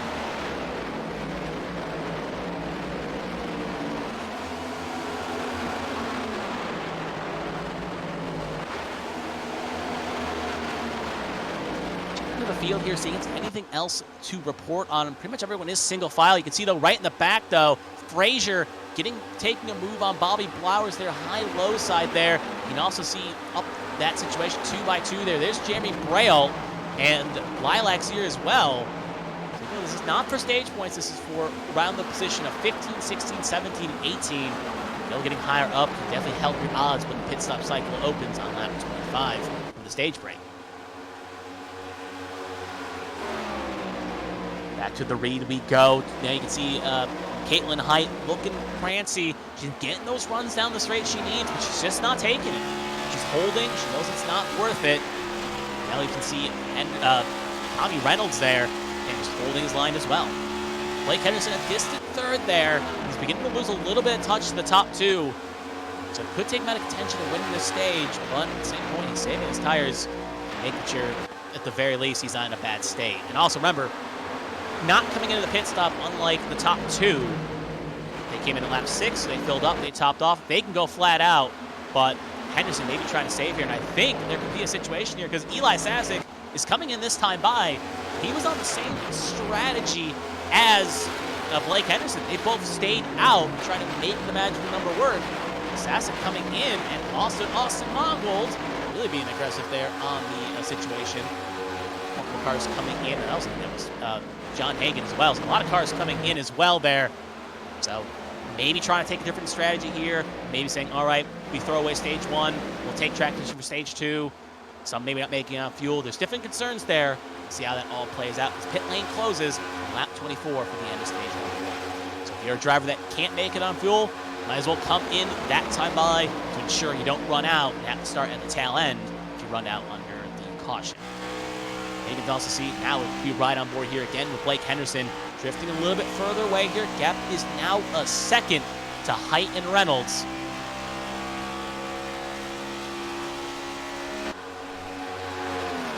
We've hit 2 to go. Reynolds a good launch there. Caitlin could not really do anything, but I think if she's got an opportunity, she's going to wait to the last lap to make it happen. You see on the low side of the screen, you'll see on the inside screen Austin Mongold right there. He's one of the drivers that came in along with the 24, the 00, and the 9. You can see he will go 1 down, so he'll be the first car 1 down here. We'll get the lucky dog, but will not be able to take the alt strategy and make it work here. Bearing something happened between the 7 and the 3. Here's Josh Arnold and Chad Swansworth. This is top 10 last points in the stage. So one driver here will get a stage point, the other one will not. So we'll have to see how it all plays. And right back to the front here, the 3's making a move, and the 7 is blocking it off here. Trying to block, and look at they touch. Oh, they touch indeed. The 3 not going to take any prisoners. Going to bully her way through the 7. And like, you're going to block me, I'm going to show you no respect as well. So no love lost here for the stage.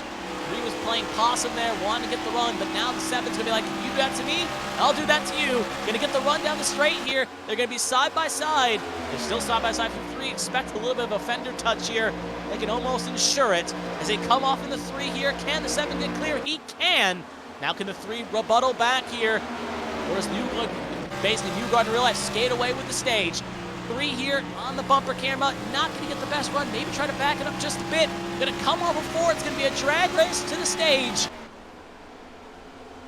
3 going to get a run. 7 going to throw the block, throw another block, and it's going to be the 7. Tommy Reynolds winning stage number 1. Peyton Height going to come home in 2nd. Henderson in 3rd. Paul, Sosi, Meredith, Gaiman, Sharp, Rodriguez, and Josh Arnold will get the last stage points. So Chad Swansworth could not bump his way in, and he will end up getting no stage points for his troubles. But Even though the team boss of Arrowhead, of Carmen Sienna, not too thrilled her end day ended early, at least she can take solace that her team ends up winning stage number 1 here with Tommy Reynolds in flight.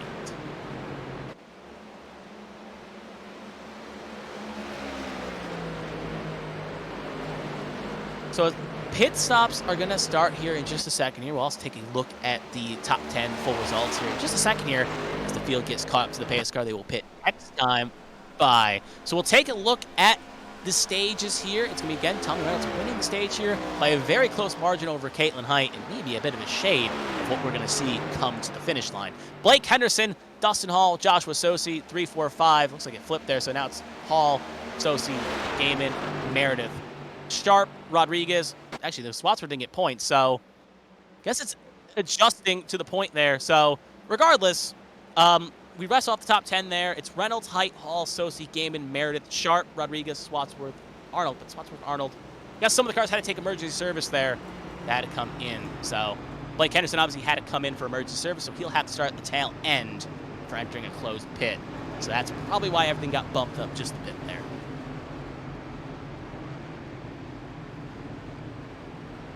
And that's also kind of worth noting as well. Even with 2 cautions in a 25-stage stint, you can't make it on fuel. So we saw 19 to 21 be the range of what the fuel is. And even with 2 cautions, there's still questions. So we'll have to keep that in mind, especially with these longer stints coming out. I can make a note of that. So anyway, pit lane is now going to be open.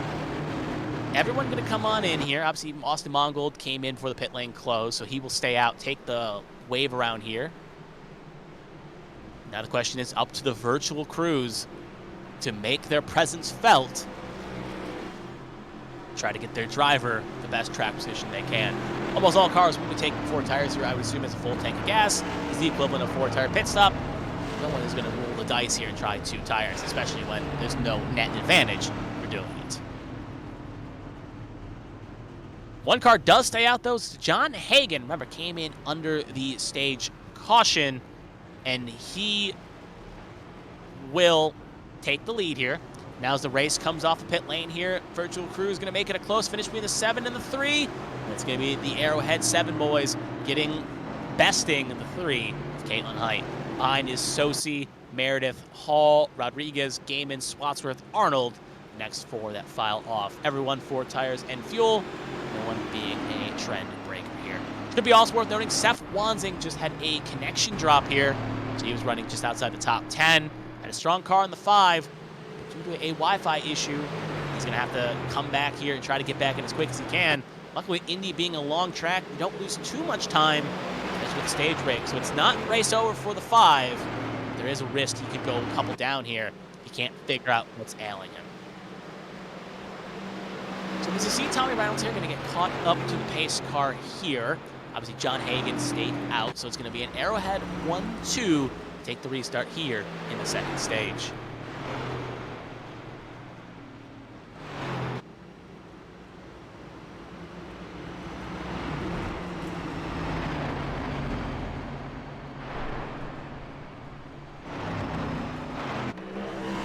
More cars elected to come in as well here down second sequence here. Some fixing up the damage from the previous incidences.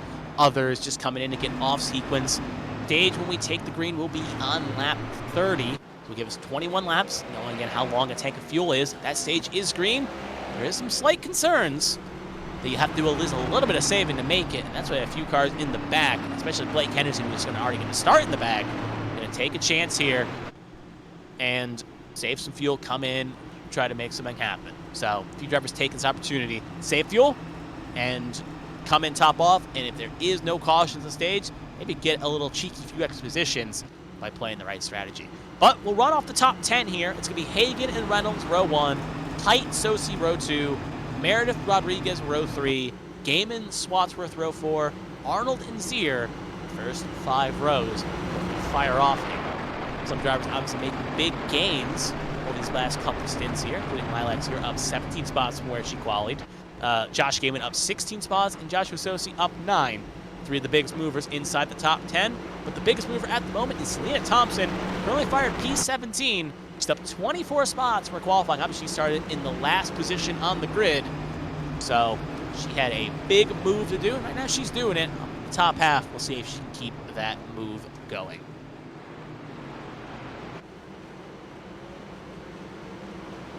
So we're going to come back here for green flag here. Pace car is going to take a lonesome trip down pit lane. It's going to be on John Hagen's control here.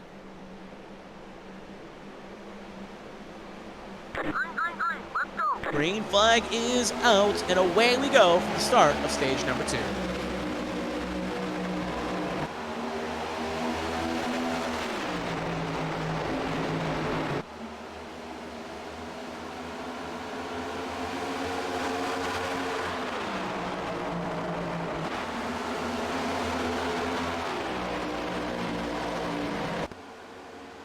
They come off a 2 here. Look at that move that one car is making there. That's silver and more just silver A-Set Racing Machine trying to make a move on Zachary Meredith. That's Yahir Rodriguez.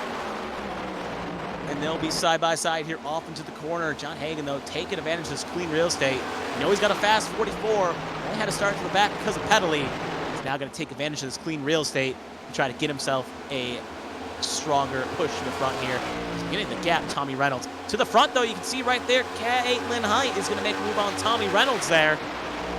3 obviously trying to get back here, finishing second in the stage. Going to try to pass the stage 1 winner and successfully do so to put the 3 up, but we know the 7 is going to get a runoff here, and they answer back off the 2 here.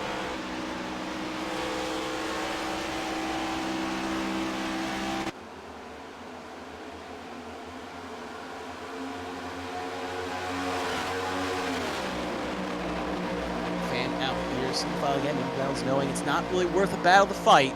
Gonna slot back into P3 at the moment, knowing that Hagen is driving away at least a little bit.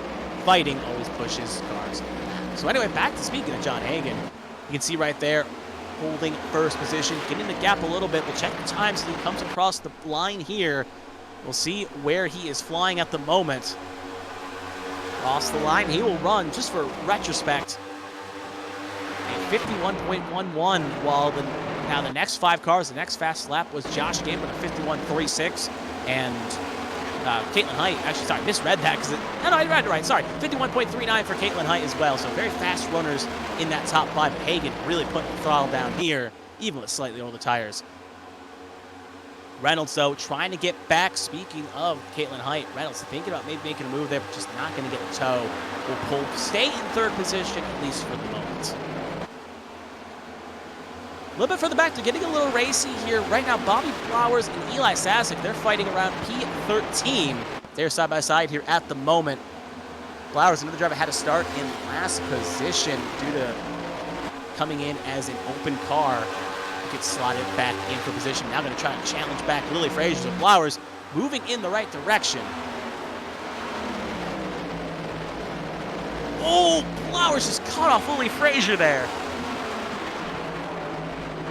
But up front here, there we go. That's Bobby Flowers, Eli Sasek caught off Lily Frazier and sent Lily Frazier back 3 spots here. And look at that, Flowers almost mows down the wall with Sasek's help. So they're getting very racy back here, fighting hard for position. Sasek and Flowers getting side by side off here. It's not even for stage points. It's currently 12th if we're looking on track. Now we're even further back here. There's Jimmy Braille in the far shot here. He is side by side, was side by side for position with Christopher Pendell there. So he's side by side off corner here. And a little puff of smoke there. I think that was a wall tap there by Ruby Estes. Pendell actually hit the wall there. Like, getting very racy back here. Like top 10 is all single file, but a lot of these drivers, including Blake Henderson, you know he's got a fast car, but took a penalty to come down pit lane. Mitch, after not having enough fuel at the end of stage 1, is going to have to come from the back. He's trying to carve from the field here and gain spots right now side by side with Christopher Pendell in 94, currently battling for P20. Back to the front here, 7, Tommy Reynolds finally found his opportunity to make a move. And he's looking to try to get clear of the 3 here. And you also can see Joshua Sosi, number 1 in the power rankings, currently on the high side here, but not been able to get on the nose of the 3. Will slot back and keep his position. So put Tommy Reynolds back up to 2nd. But John Hagen is really driving away with this thing. That gap is continuing to grow. It's now up to 1.5 seconds. So they're fighting hard here, but there is that risk. They're allowing that, even though there will be a stage break, though, a bunch to field back up. They're kind of just allowing that 44 machine just to drive away at the very least. But all's fair in love and war, I suppose. Drivers sometimes never think with the best interest at heart. Sometimes they just fight for what they feel like to fight. Just the driver's instinct. Looking at the chaos back here. 3 wants a spot back. They'll be firing off side by side in the 3. I think Sosie's also looking for an opportunity as well. If the opportunity presents itself, just kind of picking lines, picking spots, and going to try to find the lane that picks the best opportunity for him. We'll ride on board. Speaking of Josh Sosie, we'll ride on board with him now. It's giving us a good view of what he sees. If we see what he can do here, getting some good tow here. Behind them, there's also a bit of a showdown between Yahir and Joshua Gaiman. See right here, Yahir trying to run it deep, gonna just get on the corner panel 33. Oh, they almost touch. They're gonna go sideways, and Yahir gets the hook hard into Zachary Meredith. And Lily Frazier was also involved as well. And Pelletier Sharp was mostly involved. There were heavy damage. So Pelletier Sharp, big lick. Zachary Meredith gets the worst of it. And we talked about early on Josh Gaiman not making many friends here as well. And you can see a similar incident. Gets put in the fence there just a bit. Ping pongs off. And at that point, it's a hook there. And it sends to 95. It's hard to kind of rule that one because the hit off happened. But then there was reaction time. I'd love to see an onboard of the 33 to kind of see what exactly happened. 17, though, you can see big lick. Obviously, then Pelletier Sharp, also a good lick as well there. Multiple good cars involved in that. So we'll ride on board here next with Joshua Gaiman. Right now, he's sounding off in the chat here, but we'll see here exactly what happened. We'll actually ride on board with him in his camera zone here. So we'll ride on the cockpit. You can see Yai here getting a run down the straight. And what we call back to what caused the first big one was when it was Britton and Gaiman. Gaiman got put in the fence. Britton kind of ping-ponged off each other, and it caused close. So you can see Yai here gets in the corner panel, then gets it, hooks it, trying to save it. Looks like he was fighting that a bit more. So I would call that not intentional. Obviously, I'm not a steward, but it was a situation where it was very close. Like, it was a ping-pong off, trying to save the car. I don't think there was any ill intent there, because obviously a hefty penalty would come if he did intentionally wreck someone. But look at the very least, though, just trying to save a car that got doored, and he ended up giving the yee-ho to the Yahir Rodriguez and just gave Zachary Meredith, an innocent bystander, lots of damage. And it's just very chaotic because it's the second time he's had an incident with someone's right rear corner panel. So just very weird pattern going on. So back to live action. Pit lane becoming an interesting place here. A handful of cars electing to come down. Most doing the fake out though, as obviously with this caution and the stage being slightly shorter than the first stage due to the extra couple laps of caution afterwards. Most cars should be comfortable to make it, but some cars want to top off here, ensure, or maybe play alternate strategy here. They'll all come on down, and obviously some with damage, looking to fix the cars. Obviously, HTL rules state that there are no fast spares other than on plate races. So if you get damage, you have to deal with it. And if you have terminal damage, that is it. Curtain day done. You can see Pacey Wygant coming around here. He took a lap down, did not have any crash damage, but at the very least, looks like he's had a bit of a poor outing here today, at the very least, with some bad strategy calls. He's trying to get back on the lead lap here. I'll see if he is in contention. I think he's still going to be another one down here. Possibly, but then... No, he should be back in the lead lap because he would be the first one. Yeah, so he will be back in the lead lap. That will give us 29 cars on the lead lap. Seth Wansing is going to be the first car one down after him. He'll be in the one down crew along with DJ Anderson, who's 2 down. Everyone else behind them is currently in the pit lane with long damage clocks or currently out of the race. So 31 cars still running, 29 now on the lead lap with Pacey Wygant joining them. The question is, how will this play out? Obviously, we know if Seth Wansing can get back on the lead lap, he will definitely be a strong driver to watch out for, as Connections took him out. He does not have damage. DJ Anderson still having a wounded car. If he can get back on with a few extra cautions, he could be someone to keep an eye out for, but he's definitely battling a tier's edge right now.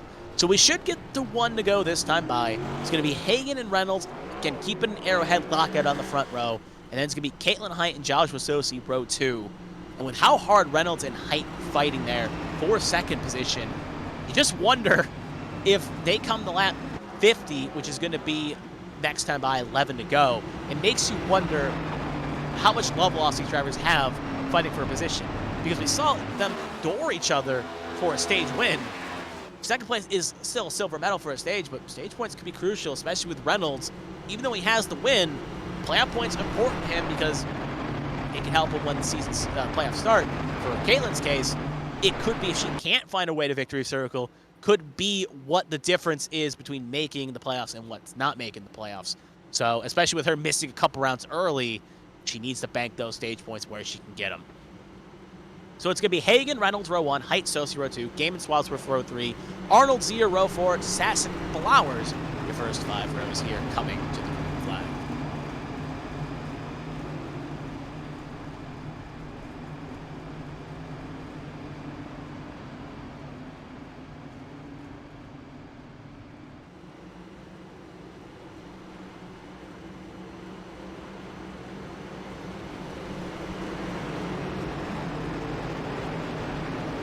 Safe drivers keep their tempers in check here before the end of stage number 2 here. Pace car is going to get ready here to take the lonesome trip down pit lane. It's going to be on John Hagen's control here coming into the restart zone. So his pace car comes on down here.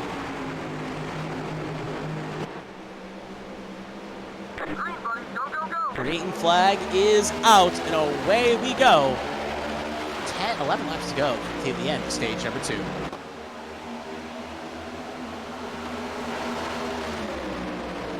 Reynolds not going to try to allow Hagen to drive away here, knowing he's got to stay close here. Try to hang around the outside, not the most conventional here. Now the driver really lifting. You can see the 44 trying to block the 3. 3 going to try to take it up the middle here. They're going to be 3 wide, and I think the 3 is going to make it work. As they're going to come off of the 3, who is going to lift? It's going to be Hagen, but Tommy Reynolds is going to be the big winner in that situation. So he will get first. Caitlin will make second position work just like a treat. And then Hagen going to fall down the 4th. So it goes from a half to a half not. And now he's going to have to challenge out. Josh Gaiman looks like he's coming down the pit lane here. Bit of an odd sequence for him to come in. He is down the pit lane right now. We'll see if we can see if it's damaged. Whatever, we'll take a look at this. But back to the front. The 3 wants the lead. He's going to make a move on the 7. And he will. We have a caution in the back. Car spinning. We keep it green at the moment. Bunch of pump of smoke. Was D-Clax here that went around. We stayed green. Saw smoke and tires. We'll go back to the lead here for a second. As they're getting racy back towards the front here. Reynolds now under pressure from Joshua Sosi. Look at Shat Swadsworth there as well, trying to capitalize.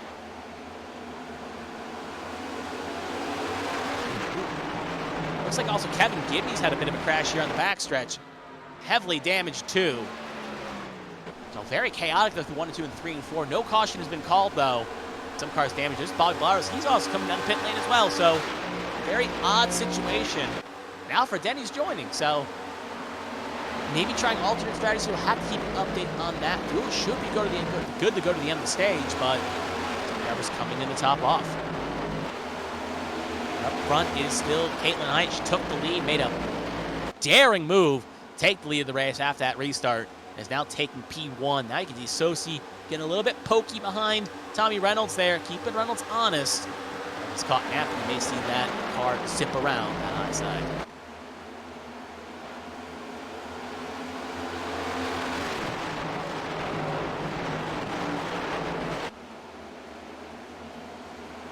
Some communication down the radio here. John Hagen may have a bit of damage here from an incident. You can see him dropping back here. He's fallen to P8.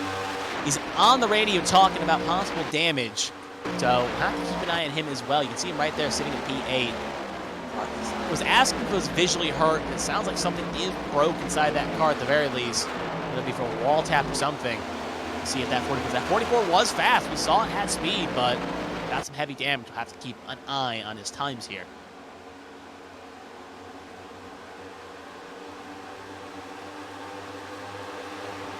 Getting racy here, a little bit further back here, looking at P5, 6, and 7. There's Chad Swansworth, Josh Arnold, and Eli Sasek. You can see some battle scars. Look at the front nose of that 18 car. You can see that bent in on the front bumper there. Definitely not the straightest thing in the world. Honestly, that could affect at least a little bit of the aero, but it still looks like it's running mad fast right now as he is currently sitting in P4, ready to get a good run here.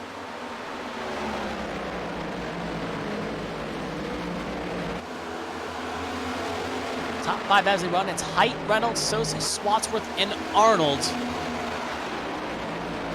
So I also want to take note as well, as actually I'll hold that thought. Looks like Reynolds is thinking about making a move here. You can see trying to get on the fender on the corner panel. He has a chance to throw it down to the 3 here. We'll see if he takes it. He will. He will clear, so put the 7 up to the point right now. And Reynolds looking to try to win back-to-back stages here. The drivers have done that so far this young into the season. Reynolds, even was a part-time driver coming into the season, would be quite a treat if he could say he's won the most stages so far this season.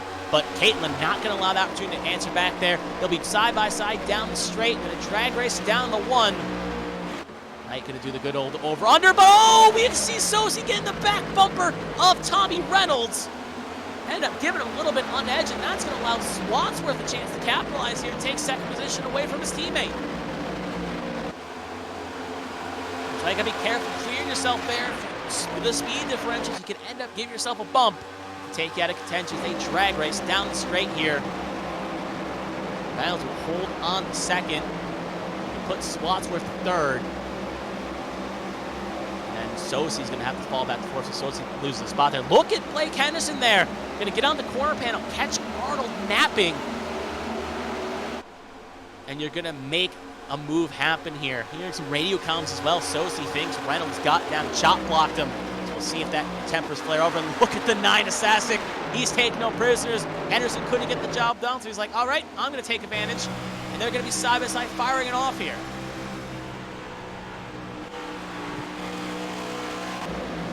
So he's going to try to hold his nerve here. This is not too far away from the last couple points of the stage. Hunter Peach right now is the last car in on stage point. You can see him right there, just behind Jeremy Braille. Henderson will get clear of the 9. Henderson back up the spot, but they lost a little bit of time to the leaders.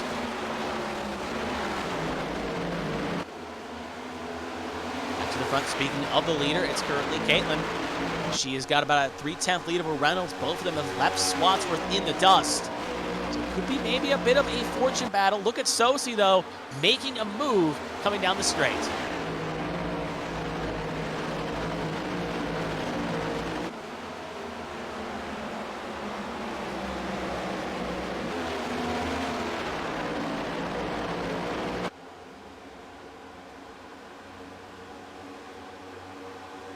So anyway, we get racing on here. Hunter Peach looking to make a move, something right now. Trying to make a move on the low side of John Hagan. Peach will get clear. Put Peach up to 9. Hagan down to 10th. You can see a little bit further back here. It's Swatsworth, Arnold. This is 4th and 5th, respectively. Look at John Hagan making a move here. On the point, look at Peach on the corner panel of Braille.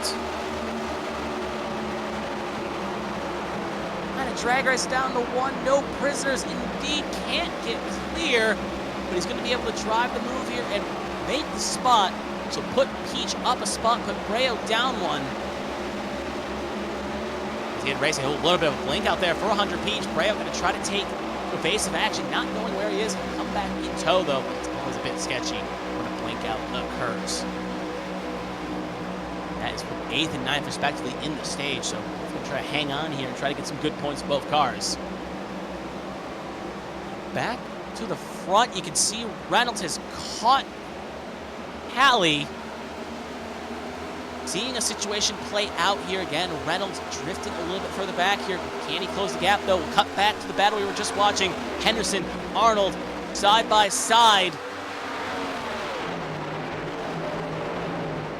Henderson trying to get clear. Is he going to try to clear himself? He will get right in front of Arnold.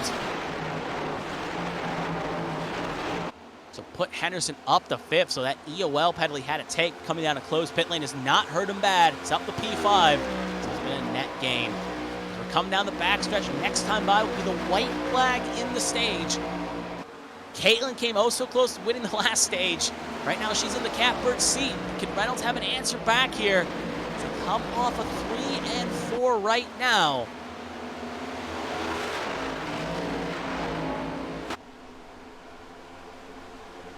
That Reynolds is a bit too far back to make something happen. White flag for stage number 2. See if the 3 can bring it home. Look at Henderson making a move on Swatsworth back there. We saw in the side shot. They're going to be side by side. Henderson wants P4 if he can take it. And Josh Arnold as well with Eli Sasic. They're going to be side by side as well. It's, oh, Henderson got to Sasic. Letting off a bit, let him save him. And oh, big lick over on the head of Jeremy Braille. And that is going to end the stage. Clavitt gets a piece of it as well. And you saw Henderson trying to lift, maybe not to send the 18 around. And he ended up just giving a friendly spin around there. And that's probably going to end the day for Chad Swatsworth. Take a look at the replay here, but more importantly, as they come off the last corner, your stage 2 winner is going to be Caitlin Height in her FedEx machine. So she'll avenge stage number 1, deny Reynolds stage number 2. As the unofficial vaults for the stage, it's going to be Height, Reynolds, Sosi, Swatsworth, Henderson, Arnold, Sasic, Peach, Braille, and Estes, your top 10. Don't mind the little change up there as it's just adjusting a little bit. That is the top 10 in the stage. But now we'll take a look at what happened to Swatsworth. You're watching live with it. You can see Henderson want to get 4th position here. Side by side in the corner. And then Henderson just gets on the corner panel. He tries to back it down, trying to save him, and he ends up giving just a little hook check there late. And that's a big lick for the 18. And you can see basically gets on top of Hunter Peach and the other car there, the Ascent Racing Machine, and that flips him. And he ends up flipping, barrel rolling down the backstretch here. Very odd place. You don't see barrel rolls happen here in Indianapolis. But Chad Swatsworth found a way. Eventually falls on all fours here. And he ends up getting on the hood here at Dean Clavitt, who has nowhere to go. And he ends up giving a big old shunt, almost like a Rocket League ball hit there. Basically sends the 18 a little bit down the field there. We'll take another look at this again. Right aboard here with Dean Clavitt a little bit further back here. Obviously, he becomes an innocent bystander in this situation here. He's minding his own business, just outside the top 10 here. Then you see the contact happen. Big lick for Swatsworth flipping, and you can see Clavitt getting on the brakes, and yeah, just nowhere to go. Luckily, being so slow on the brakes there, he probably gets minor damage. There he can definitely buff out. Now we'll ride aboard with Sass, who has a better view of this. See Swatsworth almost clear. Henderson comes and gets the corner panel, tries to save him, but just couldn't save it, and then Sass gives him a bump to finish it off. And at that point, Swatsworth's heading off into the wall and major damage. So we'll take a few more looks at this as well. We'll have Hunter Peach's angle. I think we'll go with Jeremy Braille lastly here. Here's Hunter Peach. He was obviously last car in 9th position at the point of caution here. See the contact happen. Just trying to stay low. And you can see the shunt, and look at the slow-mo action. You can just see how violent it looks. Shoots him back there, and you can see right there, Peach just gets under him and basically clips our camera, and that gives him sideways, just like a ramp, and flips him sideways, and eventually flips him over. And then you can just see him barreling down the backstretch like Lightning McQueen in Cars 3. His cars just try to avoid him and avoid making heavy contact with him. One last look here. We'll ride over with Jeremy Braille.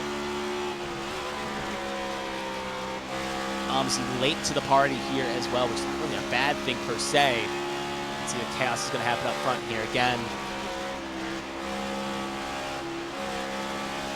See Braille gets a little bit loose on the white line. Big hit, and luckily avoids the high side. Almost runs into Hunter Peach for his troubles. So at the end of the day, avoids making a bad situation worse for a few more cars. It's minor scratches and bruises, but at the end of the day, he'll be all right. Back towards the front we go. Handful of cars electing to stay out there, including Dustin Hall and John Hagan. Hall came in on lap 38 under the previous caution. John Hagan came in at 47 just before pit lane closed. Everyone else came in at 51. And Reynolds' crew, more importantly, wins the race off pit lane. He will take the position away from Caitlin Height. One stage 2, but she'll be firing off in P4. So the run off the top 10 here, as we've got the one to go in the stage, it's going to be Hall and Hagan, row 1, Reynolds and Height, row 2, Sosi and Henderson, row 3. Arnold, Sasek, row 4, Braille, and Estes, row 5. That will be your first 5 rows. More importantly, at point of caution, we will have 26 cars still running at the moment, with a handful of cars actually still competing. I should say 26 cars on the lead lap. A handful of the cars still putting around, including Anderson, Denny, Donaldson, Boone, Flores, but 2, 4, 6, and 6 laps down, respectively. So out of contention for the win. So only 26 cars still have a chance of taking victory, and if Gibney's still heavily wounded, it may pretty much be 25.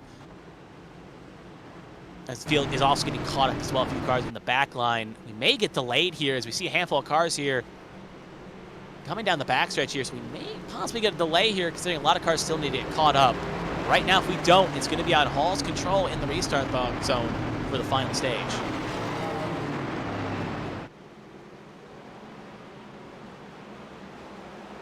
It looks like we will not get a delay here. We are going to continue on here. Pace car is going to pull off. We get ready to start the final stage. We're going to have DJ Hall's control here.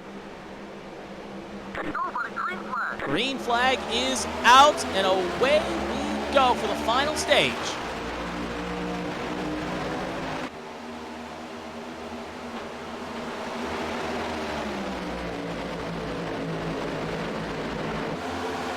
John Hagan trying to make a move. That car was kind of wounded. It's not showing up right now. Dustin Hall, another fast driver as well. He's had poor luck this season. He'll have to slot back to P2 as Hagan will make the move on the high side work. Cars begin to fan out here. You can see a few trying to make moves. Sosi blocking off Henderson there for P5. Right now, Dustin Hall not going away like a bad rash. He'll be on the low side here. Almost they come to touch him there. Further back here, you can also see just a little bit further. That's Lily Frazier and Jeremy Braille. They'll be side by side. That is P9 and 10 respectively. Oh, I think a car just got hip checked. That was Pendel. Zachary Apperson involved, Lloyd Peltier sharp, front clip torn off Josh Gamon's machine. He's going to get up and over. Eli Sasek also involved. Yeah, it's Eli Sasek. A handful of other cars with heavy damage as well. So multiple cars there. Get some big licks there. You can see Gamon heavily wounded. So take a look what happened. Saw it up the last second there. Car gets hip checked or gets sent sideways here. The eye in the sky will be the teller here. Stephen Thompson got the 94 there. Sent the Ford out pit lane was actually probably the safest place for him. That was Elias Flores getting the damage and kind of giving the 33 a good old mount there. You can see good avoidance by the 22, Gary Donaldson, to skin the cat there. Ollie Blowers looks relatively okay, but just a point here. We'll follow the 99 here. Obviously, he's going to have a good view of what happened. There's the 4. You can see him trying to slow down, find the middle, gets through, and then just gets loose there at the end. And ends up just kind of giving the 33 the old sideways run there, and eventually just has to get on the brakes here. Right aboard here again with another car question. This is going to be Zachary Apperson. You're going to see his wild ride. You can see just an innocent bystander. You can see Pendle gets kind of sent wide, sends the 4 backwards down pit lane. And he ends up stopping there. See the front clip off, though. You can see the few cars that were coming down pit lane run over the front clip. Luckily, not causing damage for those 2 cars, unlike they would in real life. Take one more look at this replay again. We're live now, so that's the incident in question. And tempers flaring here as it's just become a very chaotic final stage to start here.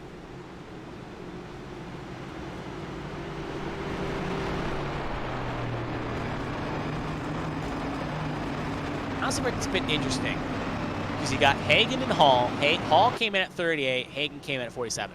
Obviously, no car coming in now can make it to the finish, with the stage being 20 laps on a state of fuel at the very least. Come in now, you still have to stop again around the 75-80 mark to try to make it to the end here. But with Dustin Hall only coming in at 38, he's going to come on in, make sure he takes his opportunity to come in. He'll also be joined by a few other cars, including Josh Arnold, Pacey Wygant, Hunter Peach, Mongol, Dodson, Pendel, Meredith, and Clavitt. Obviously, some of those cars involved in damage. I guess while we have this opportunity at a caution here, I think we have a fun fact or a trivia fact or something we can put up on the screen here. So let's see what exactly makes Indianapolis so special here. We'll talk about the trivia question here. What year was the first Indianapolis 500 held? That is a very good question here. So if you're obviously, if I was Joe, I would ask Joe the question. So we'll give the chat a second here to answer while I ponder it myself. If I remember correctly, it's in the early 1900s. I want to say 1904, because obviously it took off a couple years for the war. Obviously 2017 was the first year of the 100th. So I'm going to say 1904 is my guess. You're in the chat right now. Take a shot in the dark what it's going to be. And the answer is 1911. Ooh, I was off a little too early. So for those who got it right in the chat, congratulations. You get one pat on the back for getting that question right there. So good job. Thank you for playing along at home. And next week, we'll probably have another trivia question to bring on the field. Well, anyway, though, John Hagen leads the way. Tommy Reynolds, Height, Sosi, Henderson. A little bit of a blink there that caused that point there. A little puff of smoke.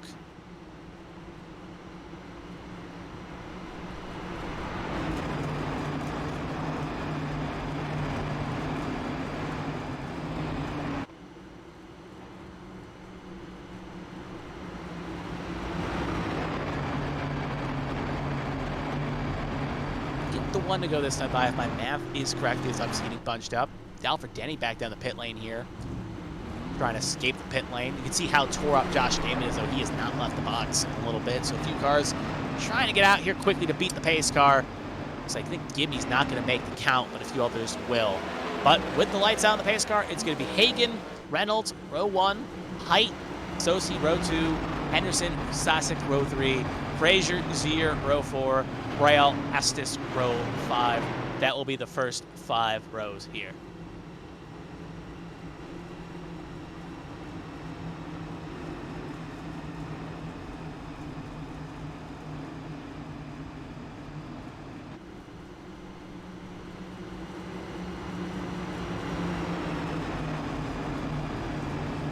Very, very chaotic opening final stage here.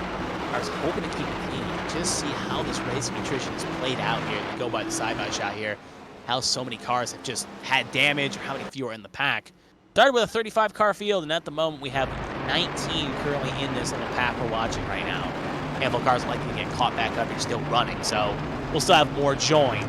Right now it just shows you just how this race has been for a lot of drivers, just trying to make a move happen here. So anyway,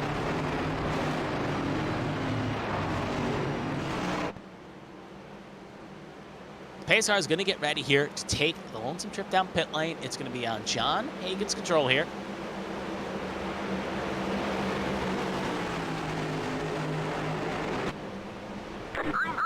Green flag is out, and away we go again. Hagen with a good launch there. Reynolds, though, not going to be caught napping. We saw Reynolds make it work last time on the high side. Keep it there for now. He just had a blink out there. That's going to probably cause him just enough time. And Hagen will slot up there. See there, Sosi and Henderson. They're going to be side by side off corner exit there. You got a lot of hungry drivers in this field. Obviously, Reynolds has won so far this year. Height still looking for the first win. Sosi, Henderson, Sasek, Frazier, Zier, Braille, all looking for wins. This is a good chance with a lot of good cars having competitive issues. An opportunity for a door to open for someone maybe get their first win and punch themselves into the playoffs. But obviously, coming this time by, we'll have 41 laps to go here. John Hagen show up front. A few cars hitting the wall there. Looks like Flowers and a few others have scrapes, and some cars coming in. Most of them are going to be serving some sort of penalties here, pre-incident limits or something, so they all will come down pit lane now, serve their penalties. Hagen is running strong here. We know that 44 Craft machine is strong in clean air. See if he can make that work. Further back, Sosi, Henderson. And back there, you see Withers getting passed by a few cars. I think one of those pizza Josh Arnold that is trying to make a move along with Dustin Hall. Actually, Austin Logman, I think Hall already got around. To a Josh Arnold will pull on up. He will get clear. Look, Flowers ready to make a move on that A-set race machine as well. So they're getting pretty racy back here. Knowing they can't, but obviously some cars having damage, some others don't. But we have a battle back for the lead here. Hagen playing defensive here, as Reynolds is going to get around for the race lead. And look at that as well. The 3 is going to get around as well. So makes wonder if 44 had a bit of a poor exit there. He's going to fall down the 3rd here. Now the 81 Associate is going to make a move. And I can answer that question for you. I just took a look back. 44 hit the wall out of 4, mowed it down. So that's what caused him to lose time here. Take a look at it again. You're going to see it in question. He's going to get mowed down here. You can see coming down the wall 4, just over pushes a bit, and similar to what we saw earlier in the race, just hits the wall and bam, big lick. And that's going to hit the wall, and that's going to cause Hagen to fall down to 3rd. Obviously, he was complaining about a little bit of damage earlier, so we'll see if that affects his performance. See Hagen, though, obviously, if that thing was damaged because of the wall hit, it's not feeling the performance there. See, he's still hanging on to the top 2 in the position. Speaking of the top 2 at the moment, it's the strongest 2 cars we see in the Stage 1 winner and the Stage 2 winner. 1-2, and Hagen, though, trying to get on the corner panel of the 3 here. Still there at the moment, keeping the 3 honest. He's going to have a run off the corner exit here. They're going to be side by side, almost touched there. This is playing the factor Tommy runs, allowing him to drive away just a bit. You can see Sosi pushing the back of the 3 as they fly off into the corner here. Sosi backing up just a bit here, just in case something happens here. Does not want to be collateral. Hagen, see the checkup. Sosi gets in the wall just a tiny bit. Height will hold station. Hagen and Sosi will side by side here. Hagen coming up, gets a little bit in the Sosi, and you can just see no one taking any prisoners here. That's going to allow Henderson a chance to charge up, and more importantly, going to allow Reynolds a chance to get some clear here. Speaking of Henderson, going to have a chance here. He's going to get in the corner panel. Hagen going to drag them both back a bit here. Allow Sassett and Zier the opportunity to get clear here. So Zier is going to pass Henderson. Hagen will now fall down to 5th. Henderson down to 7th. And now Jeremy Braille looking to try to capitalize and make a move on Henderson here.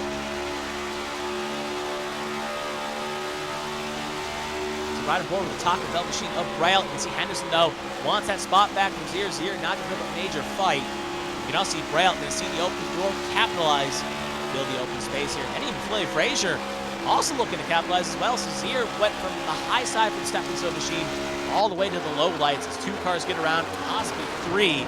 Even Dustin Hall looking to try to capitalize as well here. After that, we saw it in the shot. Hagen trying to make a move on Sasic. Going to get clear and clear the 9. Put Hagen now up spot. He's back up the 4th, so he's kind of recovered from the damage he lost from the incident. See Josh Gaiman leaving the pit lane here. He's multiple down. See, he escapes his pit lane right now. I think it was Josh Arlen that made a move there, blinked out for a second.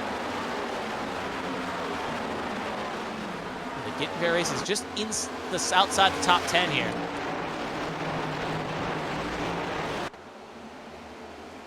But up front, it's Tommy Reynolds.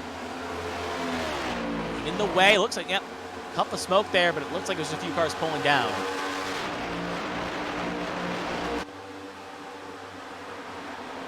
Remember, we're watching all this chaos here, and it's worth noting that we have a possible green flag pit stop looming here, as most of these cars came in at 51. We'll see that pit stop happen probably in the next 5 to 10 laps here, depending on point of saving. So if we stay green, that looms in the distance, and if caution were to come out now, more importantly, still probably wouldn't have enough to make it to the finish. So these drivers have to keep that number in the back of their mind, and I think some of them may be conscious of this, trying to save at least a little bit here.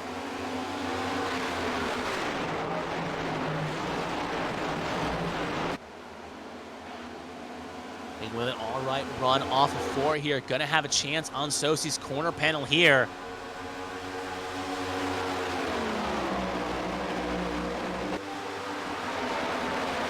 I saw it off in the 1. Hagen will get clear, so put Hagen up to 3rd. Sosa will fall back to 4th, but I don't think Sosa will take that line down. He will try to challenge back here.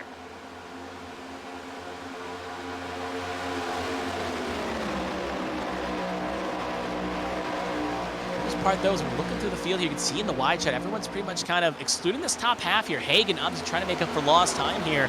Everyone else is just kind of riding right now at the moment. Knowing there's another green flag pit stop, knowing that's the money stop, no reason to really risk something bad happening here. Just buying their times here, but Hagen, like I said, making up for lost time, making up for the mistake here. Gonna get a good run here, but speaking of that, though, looks like the 3 wants the lead here. Gonna make a move on Reynolds, and Hagen gonna stay behind his teammate here, Reynolds. The 3 of Caitlin Height gonna clear. Reynolds gonna fall down to second. And now could be in danger of John Hagen here. Just look at this train forming.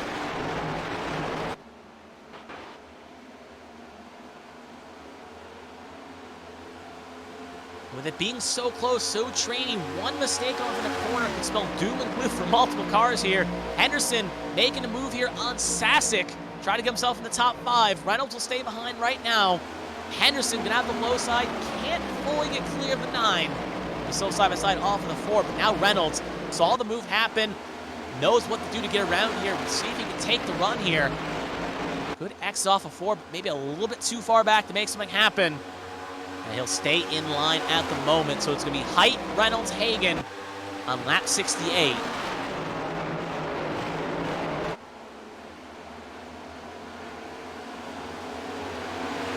And again, in the far shot, Henderson and Sasic still side by side. Just for the top 5 here, and that's allowed Braille and Hall to catch back up as well. So a little bickering has kind of caused them to lose touch to the lead pack, which could put themselves in a bad spot here. They want to try to settle out their battle soon. Henderson still not giving up here. I think he'll get clear here off of 3. He will successfully clear himself, so put Henderson back down to the top 5. With Sasic falling down to 6th.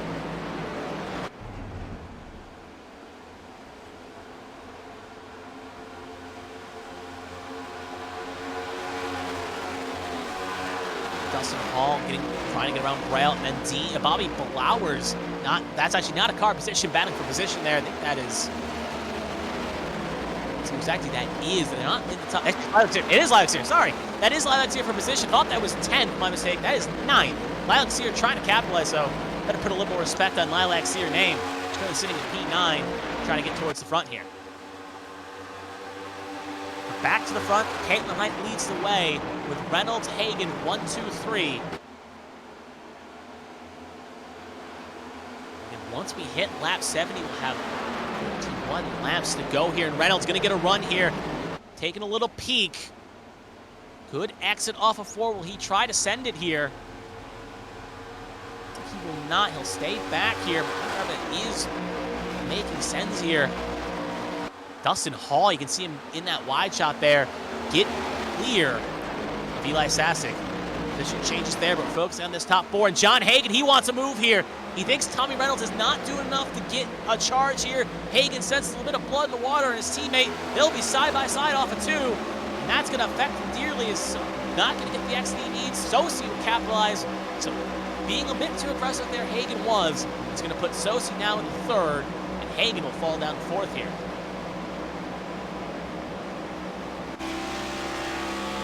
Right on board with the number 81 machine of Josh Vasosi.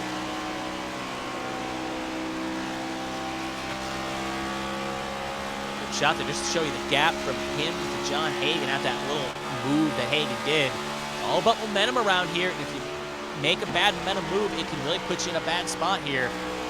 You see up front, Reynolds just kind of biding his time here. Pit lane window should open for these cars.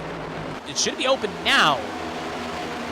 You want to push it as far as you can to stage at the very least, because right now, with the tank being about 20-ish laps, you got to come in. But if you come in now with it being just at 30 laps to the finish, you're not going to make it to the finish. So you got to try to half and half it, make it a couple more laps if you can, and then have to save more. So it's not a comfortable distance here as Henderson kisses the wall there just a bit. Gives the wall a good old smack, but does not affect his speed though. One car, actually Carmen Sienna back on the track here. Saw her in the shot there. You can see her coming down the pit lane though. Multiple laps down. At least she's back on the track, but still up front. Caitlin Height.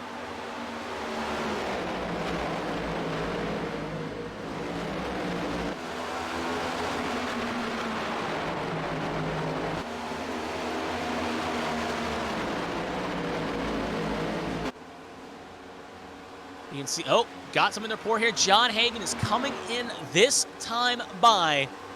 He obviously came in last at 47, so he has to Could not make it as far as the cars were watching, so this is going to be his limit. And the problem is, it's highly unlikely he can make it to the finish from here.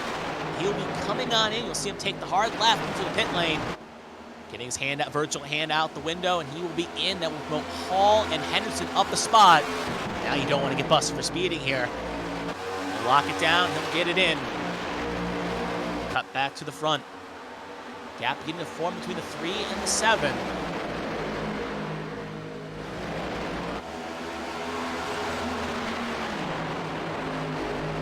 The one positive for Hagan for coming in this early is he can do the undercut here. Especially we know with that speed, if you can get some clean track, you won't go a lap down, so if a caution were to come out, you can technically gain the lead. And at the same point, with the clean track, he could be able to run some cars down through, so have to keep an eye on that 44. The main concern, obviously, is the fuel.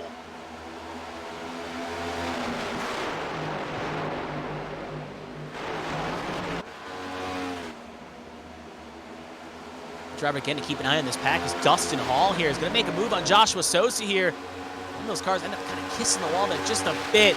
Hall, though, charging towards the front. Going to be on the low side and is going to clear Joshua Sosi. Now we'll clear him. Put Hall up to third. Sosi will fall down to fourth.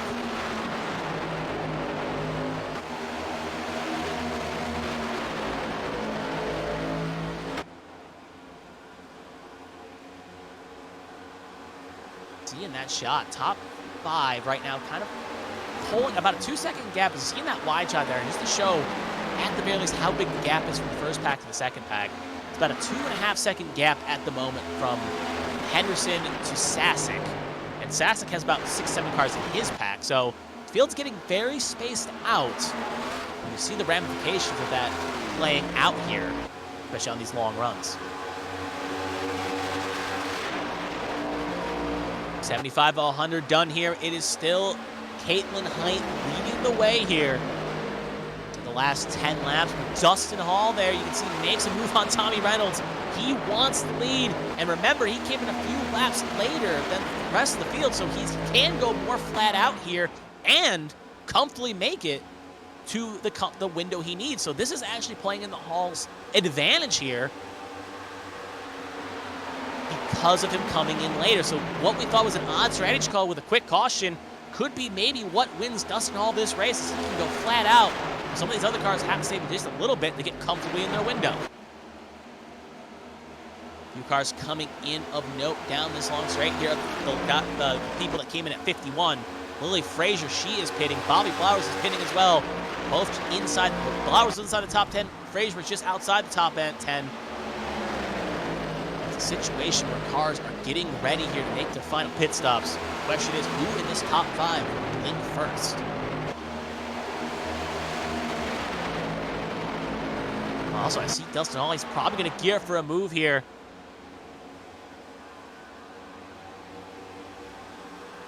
Good run here.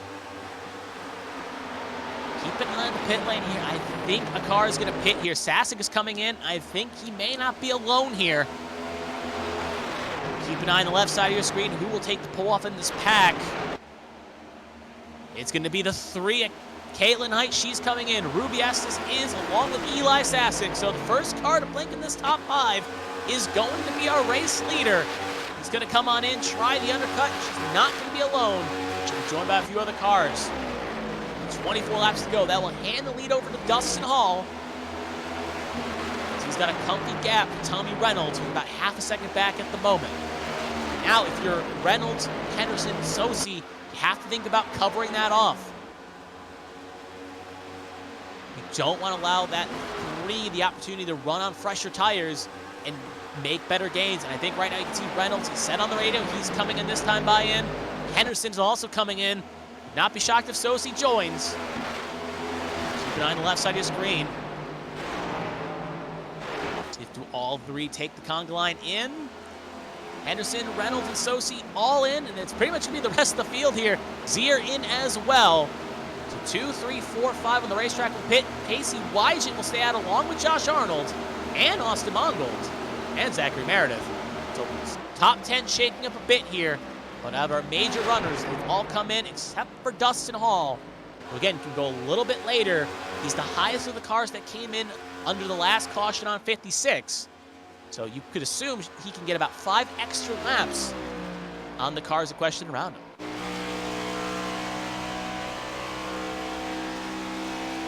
Now riding aboard here with Caitlin Height. Shows that she's on an island of her own. We're riding aboard with her because keep an eye on the left of your screen. Will that undercut work a treat for her? You see, note the cars on the left side of the screen. You can see multiple of the cars she's running. There's Sosi, there's Reynolds. And that is going to be a net gain. She gained back to P3. Obviously, she had the lead when she came in. But more importantly, though, she's going to be behind John Hagan, who undercutted the whole field, coming in the earliest, but also the most questionable on fuel. Here's our race leader, though, Dustin Hall. Why I would argue right now he's in the catbird seat. He's got gonna come in for his final pit stop with the most fuel in the car, can short pit it. Also, be in the best spot. So we'll have to see how that plays. But right now it's Hall, Wygen, Arnold, Mongold, Withers, top 5.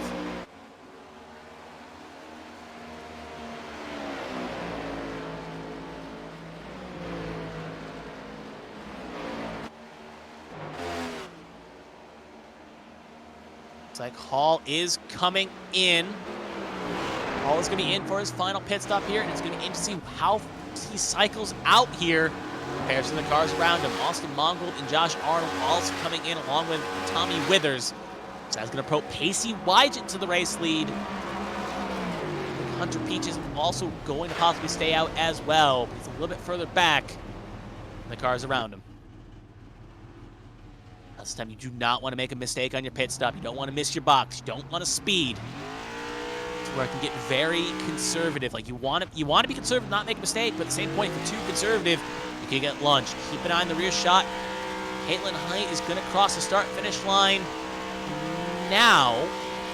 So you're going to see on the left side of the screen, you're probably going to see a FedEx machine come by, but by how far will she get around here? John Hagan's already passed, and there's the 3 we're keeping an eye on. Right there, obviously she'll get clear, she's up to speed.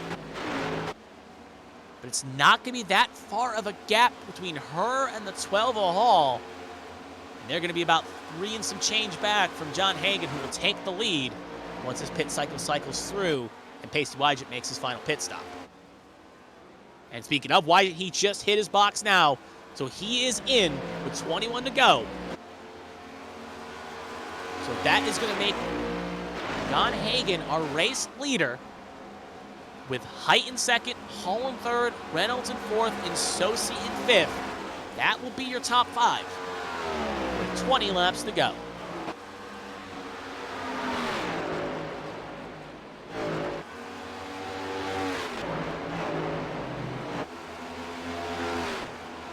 Joshua Sosi, here he is. Lilacs here, though, ran a purple Sector 2, best Sector 2 in the race. She is flying. She wants to get inside the top 5 here. To have a good chance here at the very least to make something happen.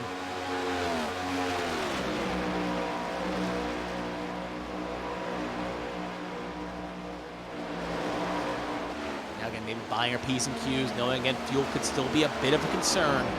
Doesn't want to overflow the engine here.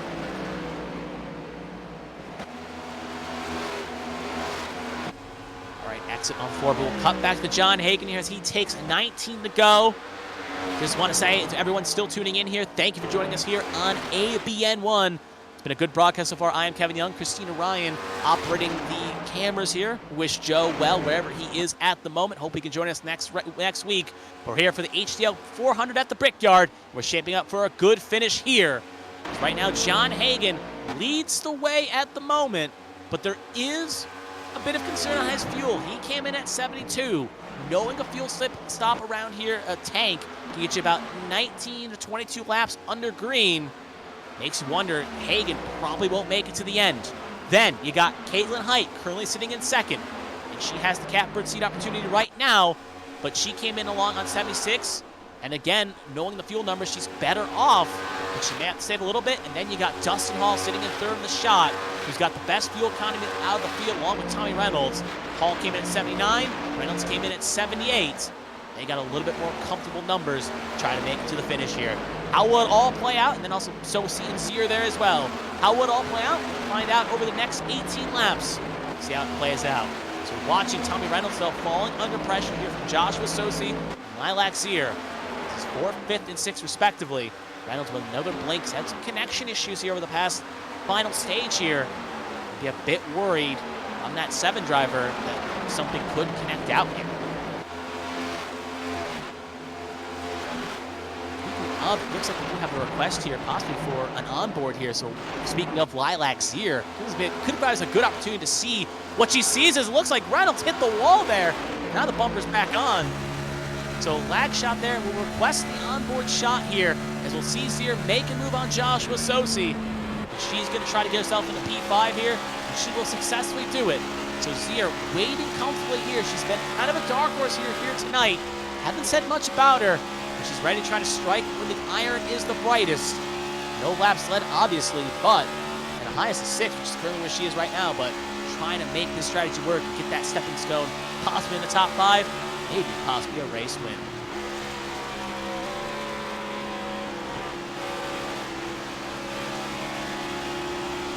Also just up the road as well. It's about a 2-second gap. Obviously, it's about 2/10 away from Tommy Reynolds. That car they're getting around is a lap down machine at the moment. They're both going to successfully navigate around that car in question. Both successfully do it. Now Zier, though, going to try to make her Ford Mustang work here. Try to get around the Toyota. Possibly around the high side. Not the most ideal strat, but she'll tuck it back in line.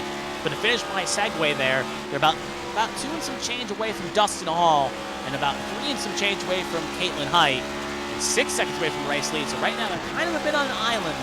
They may need a caution to get the cycle back up here to have a chance for the win. But at the very least, they have slightly better fuel economy than some of the cars around them. But look at that move. Zier going to try to challenge on Reynolds, and will get the job done. So put now Zier up the 4th. She thinks she's got the best chance to lead this train to catch up to Dustin Hall. She's going to try to take this challenge here.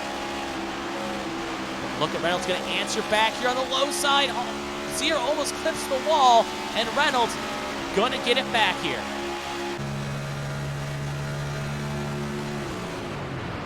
Look at that again, still side by side. Sosi going to follow suit as well. Saw an open hole, and like the haves and the have-nots, Zier going to fall back down. 7th position here. Now Henderson going to try to challenge in.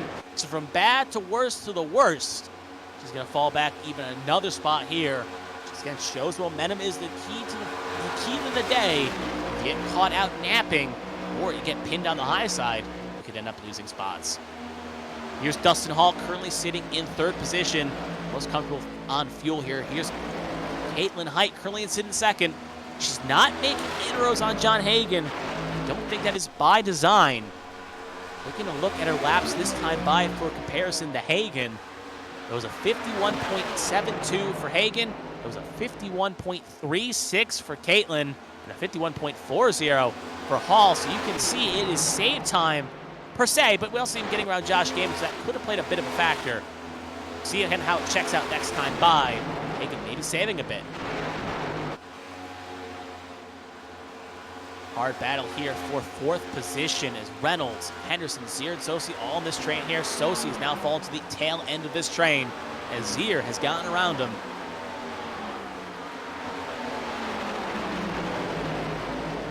Situation I was talking about momentum a bit earlier. It's kind of the point where if you make a move and you fail at it, you could fall at the end of this train.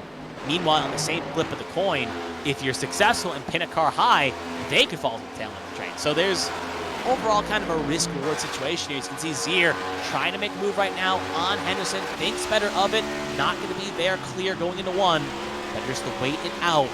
Play it a little safer down the backstretch here.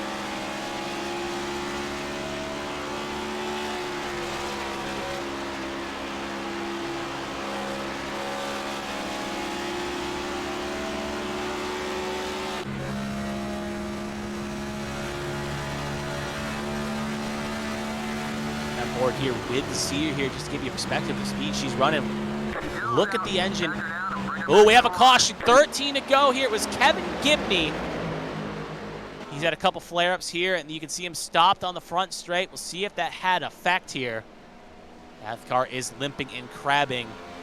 See if he's had any pieces here.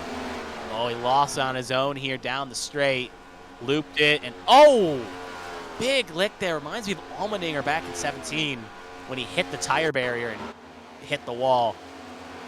that is going to be the caution that helps a few of these drivers out here. We're taking a look here again. Yeah, he's running all alone here. Car got loose, hits the wall out of 4, maybe trying to save it to get it down pit lane. Car can't be saved, and bam. Big lick. Luckily hits no one else there, though. So overall, could have been a lot worse of a caution here. Thankfully, he didn't hit that car passing by. Just big lick there. See how close. I don't know who that is, but they skate by. Just a little bit further back, and that would have been his Hunter Peach. Thanking his lucky stars there, he did not get collided here. We'll actually ride on board now with Hunter Peach to show us his perspective here. See it way up the road there to Skibby. You can already see him kind of taking the bad line, then it's going to allow him to plow the wall here. There's the puff smoke. Peach is minding his own business, not knowing where Gibby's going to go, and then shoots up. At this point, you're just praying to get by, and he spun like a top. He almost ended up being the dreidel that got hit. Luckily, he avoids it. So back to live action. We are in pit load. Going to be a crowded place. Most of these drivers need fuel. Same point. Tires would definitely go a long way here. Whole pack is in. This is giving Hagan a lifeline. This is what he probably wanted to see. For some of the drivers that were comfortable on strategy, now they're going to have to come back in, get fuel and tires, try to make it to the finish. Makes me wonder, some of these drivers may take a gamble here. 2 tires and a splash. Maybe just a splash. Try a different strategy.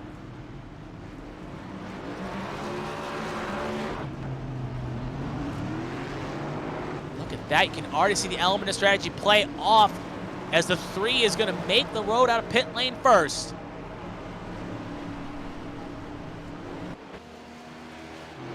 So it's going to be Height, Hagan, Henderson, Reynolds, Sosi, Frazier, Braille, Hall, Sear, Arnold. The first 10 off pit lane. It should be worth noting Height took no tires on her stop. She came in, took the splash, and she left, maybe took 2. She probably did take 2. Bold call, more or less. Then you got Hagan, Henderson, Reynolds. They definitely took 2 tires along with Sosi. And then Height, yeah, I think that was a fuel-only stop for the 3. And then Frazier also took 2 along with Braille, Hall, and Zier, the first 2 that took 4. So we'll recycle this in a second here and kind of break how everything is down here. But that is a bold call by the 3. Maybe knowing that, hey, I need a win, I want to win, and I can get a win. I can hang on. With how this track eats up tires, this is going to be the move that wins her the race, puts her in the fence. It almost doesn't feel like there's much in between.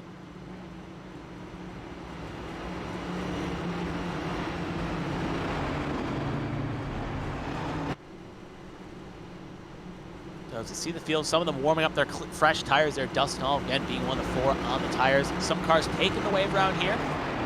But Zachary Apperson, he will be joining the wave down crew here along with some others. They will now skate around the pace car here. So let's recycle this field while we got the time. Caitlin Height took most likely fuel only on her stop. She'll be on the inside of row 1 along with John Hagan, who took 2 tires on the outside. Then you got Henderson, Reynolds, both took 2 tires. They'll be in row 2. Sosi, Frazier, Sosi took 2 along with Frazier. They'll be in row 3. Braille took 2 tires. He'll be in row 4 along with Dustin Hall, the first of the cars that took 4. And then Zier and Arnold. Zier took 4 and Arnold took 2. And the rest of the cars behind, Sassick, Wygent, Mongo, Dodson, Withers, Peach, all took 4 tires. So with 10 laps to go to the finish line here, this is going to be interesting to know. Can the no tire call work? And knowing how long Indianapolis is, it is 5 miles every 2 laps. So that's 25 more miles to the finish line on old tires. This is going to be an interesting call, to say the least. One more quick update. We'll have 22 laps, 22 cars on the lead lap for the finish.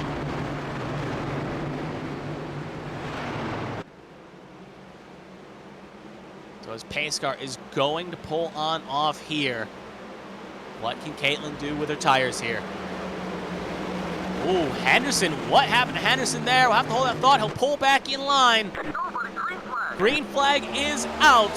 And away we go for what could be the final time here for the HTL 400.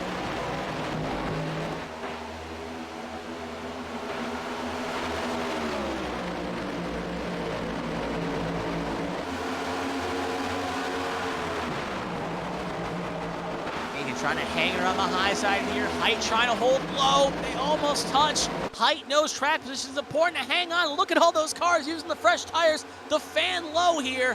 Going to be a drag race down the backstretch, but it's going to be still side by side, heading off the 3. Neither driver going to give an inch here. Who can get the runoff they need? Reynolds mows down the wall, going to get right into Jeremy Braille, and that is going to be a caution. Multiple cars piling in, and that is going to be a caution that maybe helps a few of them out here. Look at that other contact there. Big lick for Reynolds, and yeah, I could tell when he was coming out of 3 there, that line was not going to work, and I was just waiting for the moment he hit the wall, and well, he hit it, and that is going to tear the front end clip off the car and put him in basically in a spot where it's going to end his day here. There you can see right there, goes up the road. I wonder if he had any contact with Sosi at that point. Gets the Braille. Frazier, good avoidance. And you see other cars. Withers, nowhere to go on that high side. Piles in and ends up making a big old mess of things. I want to see again if we can from Sosi. I wonder if Sosi had any contact in that incident. It looked close. A lot of board here with Sosi going side by side in the corner. There's the blink. Ooh, no touch. It's close. But at that point, you can see just trying to hang high side. Again, just ran out of road. Reynolds mowed it down, and at that point, cars just going out. And it's a shame for Reynolds because he had a fast car, and desperation may have came out there, and well, sometimes that happens. One more look again from the high-end sky camera. You can see, actually, we're back to live action. And you can see, hearing some radio chatter, because obviously, worth noting with the incident limit situation right now, some drivers could be in danger of hitting that incident limit. We know Selena Thompson, she just got disqualified from what I've heard. So, and Zier is in, so it looks like she got a penalty here, prepping for a penalty. That's going to hurt the 50 machine. If she was having a good run there, trying to pull the alternate strategy, and well, it looks like her day may be done. So we're going to have a situation here where it's going to be interesting to know, can Caitlin make the tires work here again, and giving Paul a little bit closer, some of those fresh tires a little bit closer, they could maybe play a situation and play it out. And on the high side, you'll see Zachary Apperson get one of his laps back. I think that will put him back on the lead lap. He's going to be, actually, he'll be back in the lead lap. That'll give us 20 cars on the lead lap. Now, let's take a look at some track facts here about Indianapolis here. What makes this track oh so famous indeed? The Brickyard on the start-finish line is part of the original bricks, part of the $3.2 million, which made the original racing surface of the Speedway in 1909. There you can see them right there, how important they are to the Speedway, one of the lasting remnants of the original track in 1909, and also why, in real life, you're wondering why they tell drivers not to do burnouts on the bricks, is because of how important they are to the track, and also since they're kind of so old, those oils and those residues can play a factor. So it's almost treated like a sacred cow, if you will, which it obviously does. It's one of the oldest motorsport races, motorsport tracks in the world, and you see the effects. There you can see the victory lane. The driver will step in after they win this occasion. Obviously, you can't get there in iRacing, but they'll imagine themselves there. They'll take the lift up, and that's where they will celebrate their race victory, along with the 2 other podium finishers, when we get to the race conclusion. What driver will do that, though? Will the 3 be one of those cars that does it? Will John Hagan be ready to crash the party? Will Henderson or Sosi be able to crash it? Only time will tell. Lights are out on the pace car. Height, Hagan. That will be row number 1. Henderson, Sosi, row 2. Hall, Sasek, first cars with 4 tires. They'll be in row 3. Frazier, Arnold, row 4. And Peach and Wygen will be row 5. That will be the first 5 rows here come to the finish. More importantly as well, if we were to get another caution, could possibly trigger a green-white checker. We will go over those rules if we need to when it happens, but this series does have green-white checkers, so we will not, if a caution were to come out, we will not end at the scheduled distance of 100 laps. We can go over if need be. Now let's talk about some narratives here too while we're on the backstretch. Caitlin Height, regular season champion last season. Hasn't got a win yet this season, missed a couple races to start the season. A win would definitely help her trouble to make the playoffs. Hagan, fast driver, needs a win. Could be well get himself in the points, but a win wouldn't hurt him on his pathway to the finish line. Henderson's been a long drought for him, went winless last season. He could break that drought with a win in a special race tonight. feel oh so special. Josh Sosi, defending champion, obviously doesn't have a win yet. Actually, has a win, won at Las Vegas, so he doesn't need a win per se, but a second win would definitely help him in the playoff standings. And Hall and Sasek both do not have wins. One was a playoff driver last season. One is a driver looking for another win after last season, this season, and trying to punch their tickets to the playoffs. So 4 out of the 6 do not have wins yet this season. We'll see if one of them can find the way into victory lane. Pace car is going to pull off what could be the final time. It's going to be on Caitlin Height's control. Green flag is out. And away we go for 5-lap shootout here in Indianapolis.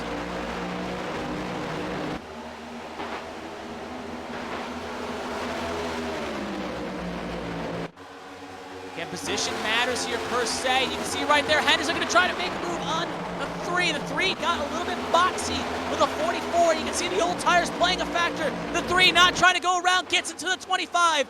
Going to cause an Oregon boards haul up the road right into Frazier. Wygen taps the wall, and that is going to be a caution. And that is an inch-6 situation here. You can also see one car sliding up the road. That's Gary Donaldson, I believe. And you can just see, actually, it's Ruby Estes, as you can see cars just taking evasive action. But you knew with old tires that could play a factor. So watch it again here. Henderson makes a move. They touch there just a bit. Again, you know Height doesn't want to give that up. They door again. Henderson gets loose. Hall goes down the road, tries to save it, gets hit into the back of Frazier, and at that point becomes a track blocker. And you can see the effects that's had on the field. So right on board with the 19 machine here, the perspective they had in this incident. Way further back in the incident, they are going to have a mighty piece in this. Anderson just minding his own P's and Q's here, back in the lead lap. You can see the incident right there. Hall goes low, comes back up, gets hit by Frazier. At this point, puffs of smoke. Anderson trying to find a hole, getting on the brakes. Hole closing and splits the middle there. Can't do it any better than that. You always feel like $1,000,000 when you do it. Anderson was 2 down at one point to continue on. Here's Dustin Hall's perspective as well. He's the one that went for the wild ride here. And you can see Height not want to give it up. Hagen gets around. Now Henderson trying to capitalize to get around Height, allow Hagen now to run away. They get touched, they touch again. At that point, Henderson gets loose. Hall thinks he has it clear, gets a little hook there, tries to save it, almost does. But then Lily Frazier just happens to be right there the moment he comes up, gives him the old heave-ho in the bumper, and sends him around into the inside wall. So back live we are. Here's DJ Anderson. Obviously right now currently sitting a little bit further back here. Actually, he's not even on the lead lap. He's kind of sitting net P26 here.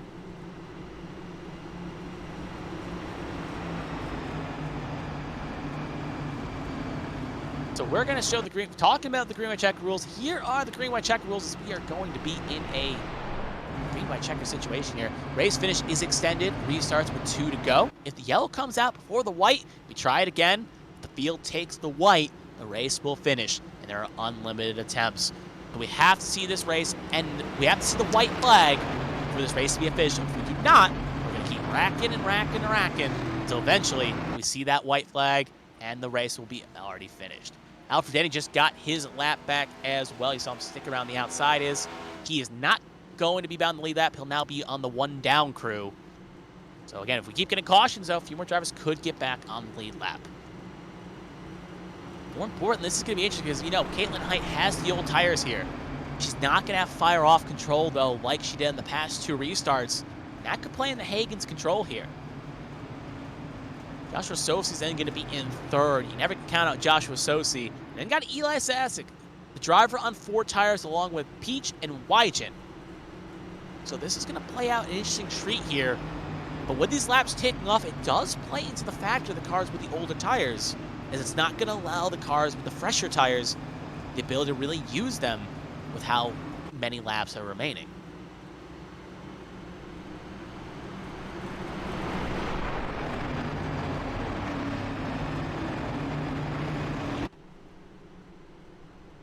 So if my math is correct, we should get the 1 to go this time by.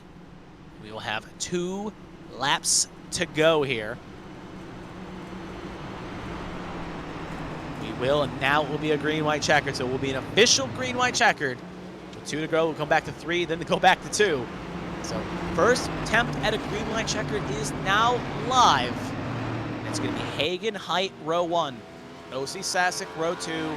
Peach, Wygent, row 3. Meredith, Braille, row 4.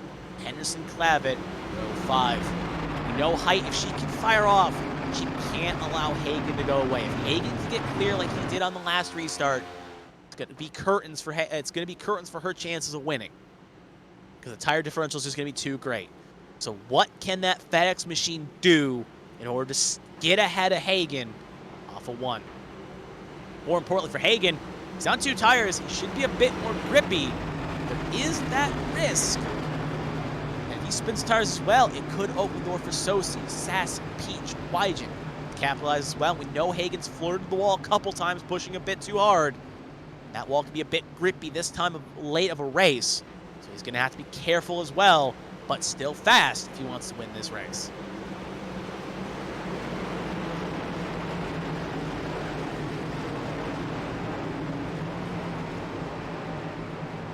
Pace car's going to get ready here. Pull off a 4 here. It's going to be on Hagen's control in the restart zone.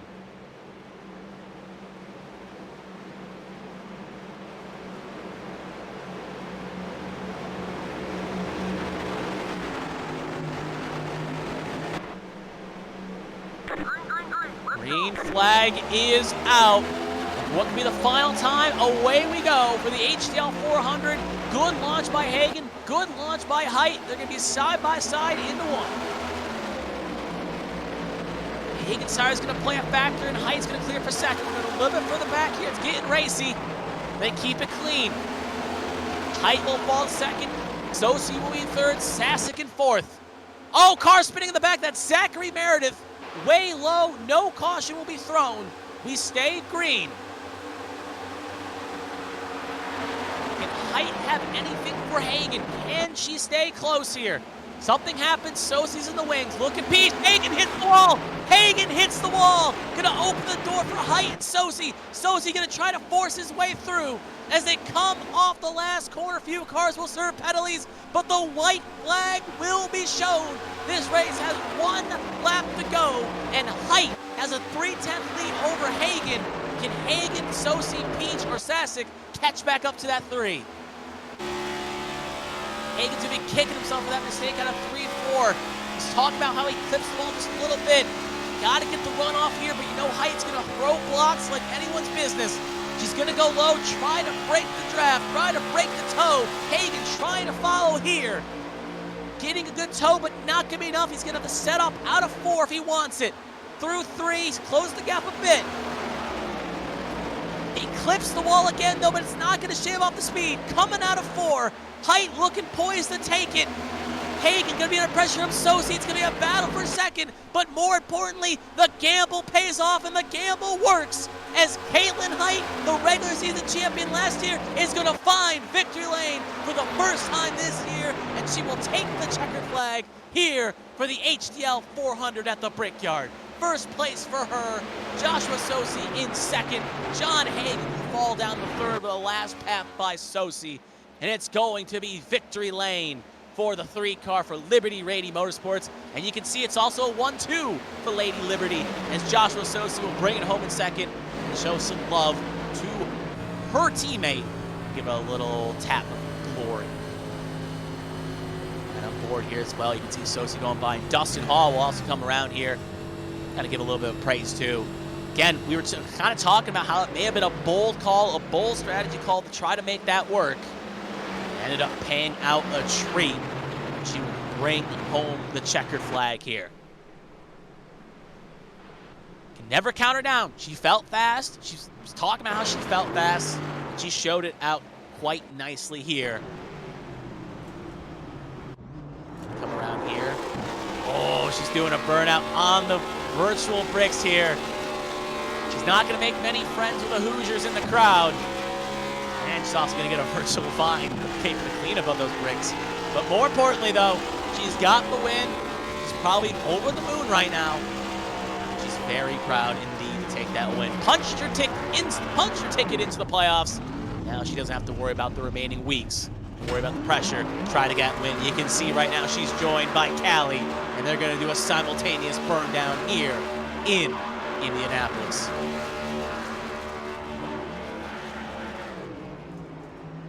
So we'll take a quick look here.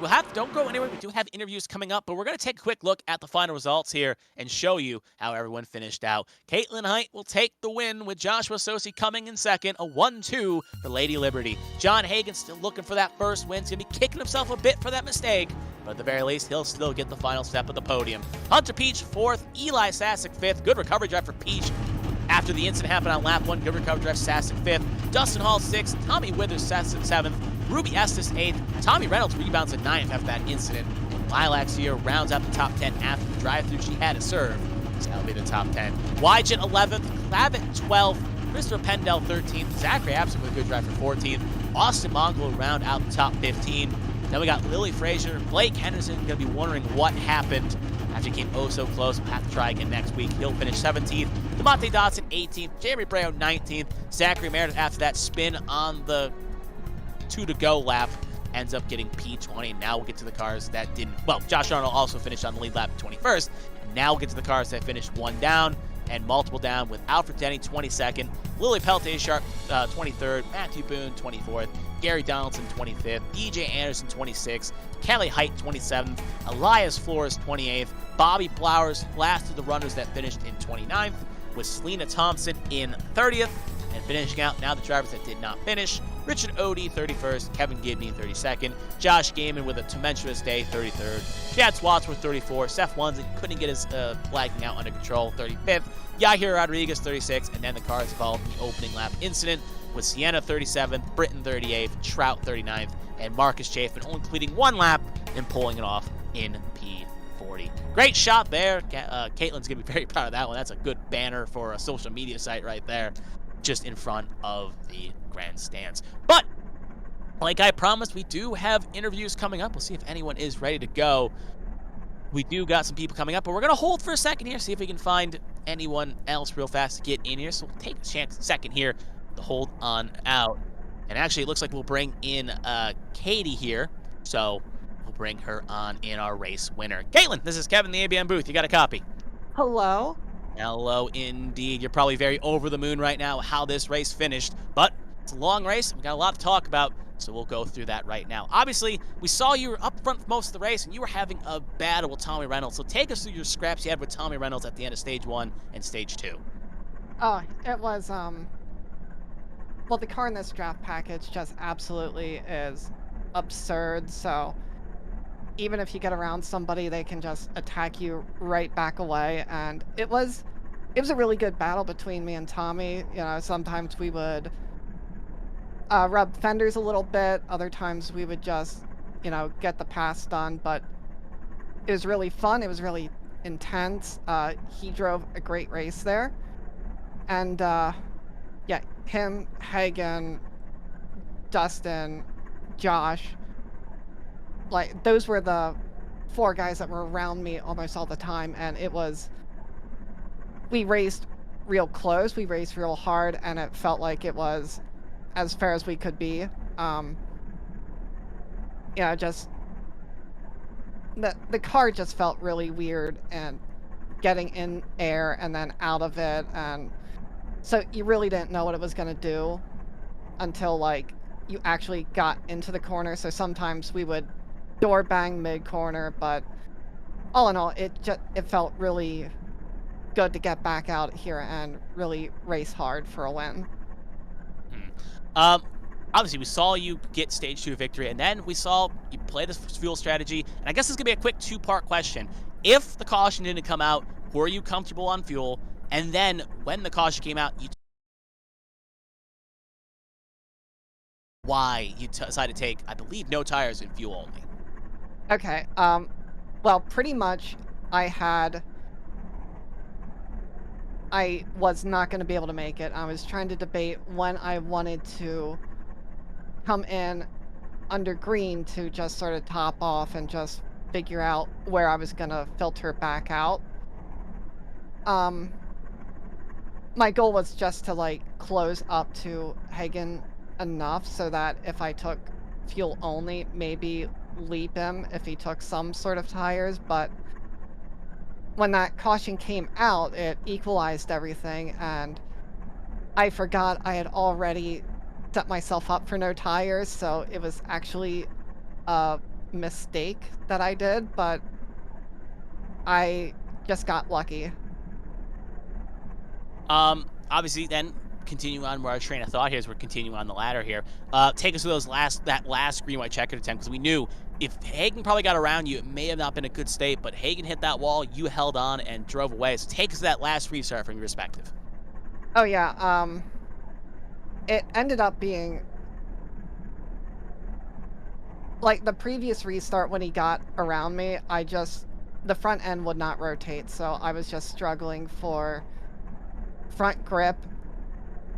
And then on the green white checker coming out of 2, all of a sudden, like, all the downforce was back on the front end somehow, and I got a little bit loose. So I was actually thinking, okay, if Josh gets enough of a run on me, I'll just let him through to see if he could attack.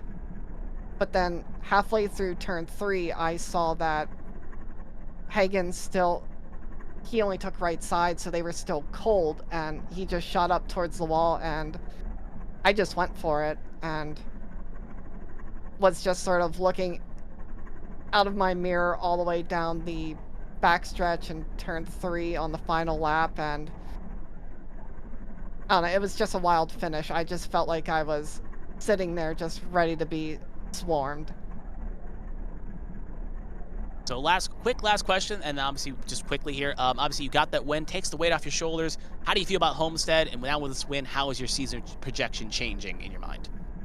Um, yeah, as long as I'm around, I always like racing at Homestead. I think last season when we were there, I got the win there as well. So, like I said, Homestead is one of my favorite tracks.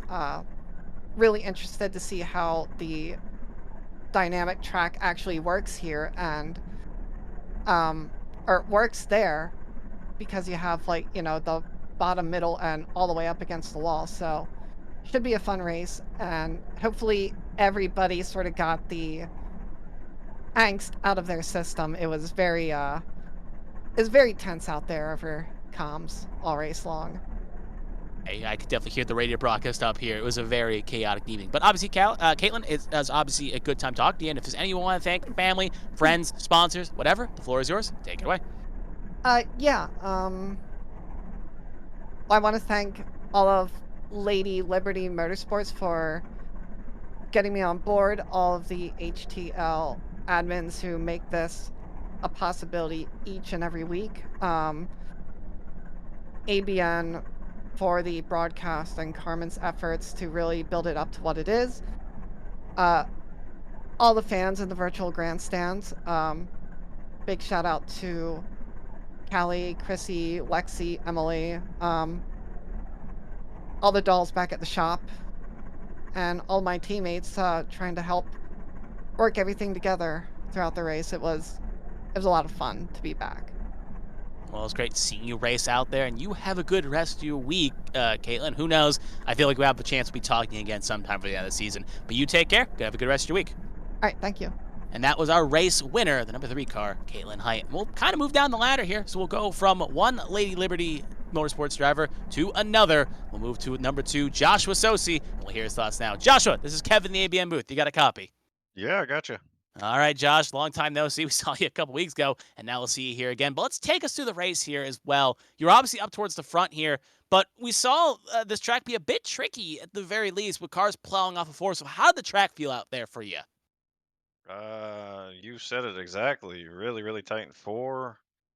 Um, Easy to overdrive 1 and 3, especially if you were in the draft. And my issue was I kept getting runs in 1 and 3, but I couldn't get the runs I needed out of 2 for the long straight. And when I did, the individual in front of me would have the toe of whoever was in front of them. So it was kind of useless to try to make the pass. Just try to stay patient, save the right front as best possible, and here we are. Mm-hmm. Yeah, definitely a very up and down day at the very least. We'll kind of go through the race a little bit here. You kind of running mid-pack, but always hanging close to the front. And then we saw the strategy come in. And I asked your teammate this question. I'll ask you the same one. if that green flag didn't come out, I am going to guess you probably didn't have the fuel to make it, but you can correct me if I'm wrong. And in turn, when you came down the pit stop with that 2-tire call, were you maybe thinking 4 tires? Were you maybe thinking what Caitlin was doing and running no tires? What was your thought process in taking 2 there? Well, I think Caitlin wanted to run 2, but unchecked the tires on accident, Oh. so defaulted to none. My thought process the whole time was to take 2. I was just trying to get as much track position as possible. And under green, I was actually cutting the motor when I was sitting in the draft, especially after the 50 and the 25 passed me. I was just saving fuel, so I was going to be able to make it. I don't think they were going to be able to because they were pit at the same time as I did and looked like they were running a lot harder. Maybe Tommy looked like they were saving some fuel on the straight. But if that would have stayed green, Dustin Hall would have had that in the bank. He pitted, I think, 3 laps after us. He come in during that one caution, and I know Caitlin was kicking themselves over not pitting, and I was like, well, track position is too important. So if it would have stayed green, I would have been wrong, but it didn't stay green, and here we are. Hey, it works out sometimes in the end. Best strategies can sometimes come out of thin air. Take us to that last restart as well. We obviously heard Caitlin's perspective, and I want to hear from your perspective as well. What was kind of going through from your eyes, I guess you can say. I wanted to protect the car as much as possible because whatever happened with Blake, not that restart, but the restart before, I think he went down to first gear on accident, and it really checked him up. And I hit the back of him, gave me a 4X, and then whatever happened with Tommy, he blinked out into 3 and then came back, and I guess a net coach shot him off my car. Well, he got in the wreck, and that gave me another 4X. I had 8X in one lap on lap 92, and as you know, pass through was 12X, so I couldn't be as aggressive as I wanted, trying to go for the win. So once I cleared for third, I was just going to sit there. I was content with the podium. Hagen messed up in 3, I believe it was, got the wall, and Caitlin and myself were able to get by. And no, correction, Caitlin got by. I wasn't able to get by until 4 coming to the checkers. So whether I got second or third, I was okay with it as long as no more incidents were involved. Obviously, you already got last question. Then obviously, you got your win already, so you feel confident about that when you won at Vegas. But with Homestead next week, how do you feel about Homestead? Do you think it's a track you'll shine at? Depending on how it plays out, yes and no. I said no at Vegas, and we saw what happened there. I typically don't like the tracks where there's a ton of momentum and a lot of draft involved. I'd rather have a lot of off throttle time. So we'll see how that plays out. It's really going to depend on how much the tire wear comes into effect. And as you know, down the straightaways, draft is a really big deal. So if it can get shaken out to where we're not all packed together, I'll feel a lot more confident than if it's a ton of pack racing. Obviously, again, since you've been here before, but I'll run it through again. If there's anything you want to thank, family, friends, sponsors, whatever, the floor is yours. Take it away. Yeah, I want to thank everyone at Lady Liberty and our partnership with Belfrea and Dean, and not Dean, I'm sorry, excuse me. Hey, no, you know what, Dean, shout out for you too, why not? Blake for the awesome paint scheme, the gold USPS scheme getting run at the special events this year, so hope it looked good on the broadcast. And I know us admins are going to have a lot of stuff to go over here post race. So shout out to all the rest of the admins and thank you to everyone that showed up. I think we had to send one car home. So that was really cool to see a stacked field like that. You know, the interest is still there. And hopefully we'll still have that field size come Homestead. And as always, thank you all for the great broadcast. And hopefully I'll see you tomorrow. And if not, next week. All right. Well, great talk to you, Joshua. And it's hopefully we'll speak to you again sometime for the end of the season. But if not, you take care. Have a good rest of your week. All right. Appreciate you. Thank you. And that was our second place finisher, Joshua Sosi. So we only got one more person left to hear from, and we are going to move down the line. It's going to be John Hagen. So we're going to hear from John Hagen right now. He's going to try to maybe read his Discord username, but a little too long. But John, how you doing? How's it going? Yeah, it's going, you know. John Hagen chokes win, checked off the bingo card. There you go. HTL regular choking. But, you know, good race overall anyways. Some mishaps in the beginning. Definitely should have won that, could have won that. And, you know, such is life, you don't win them all, you know?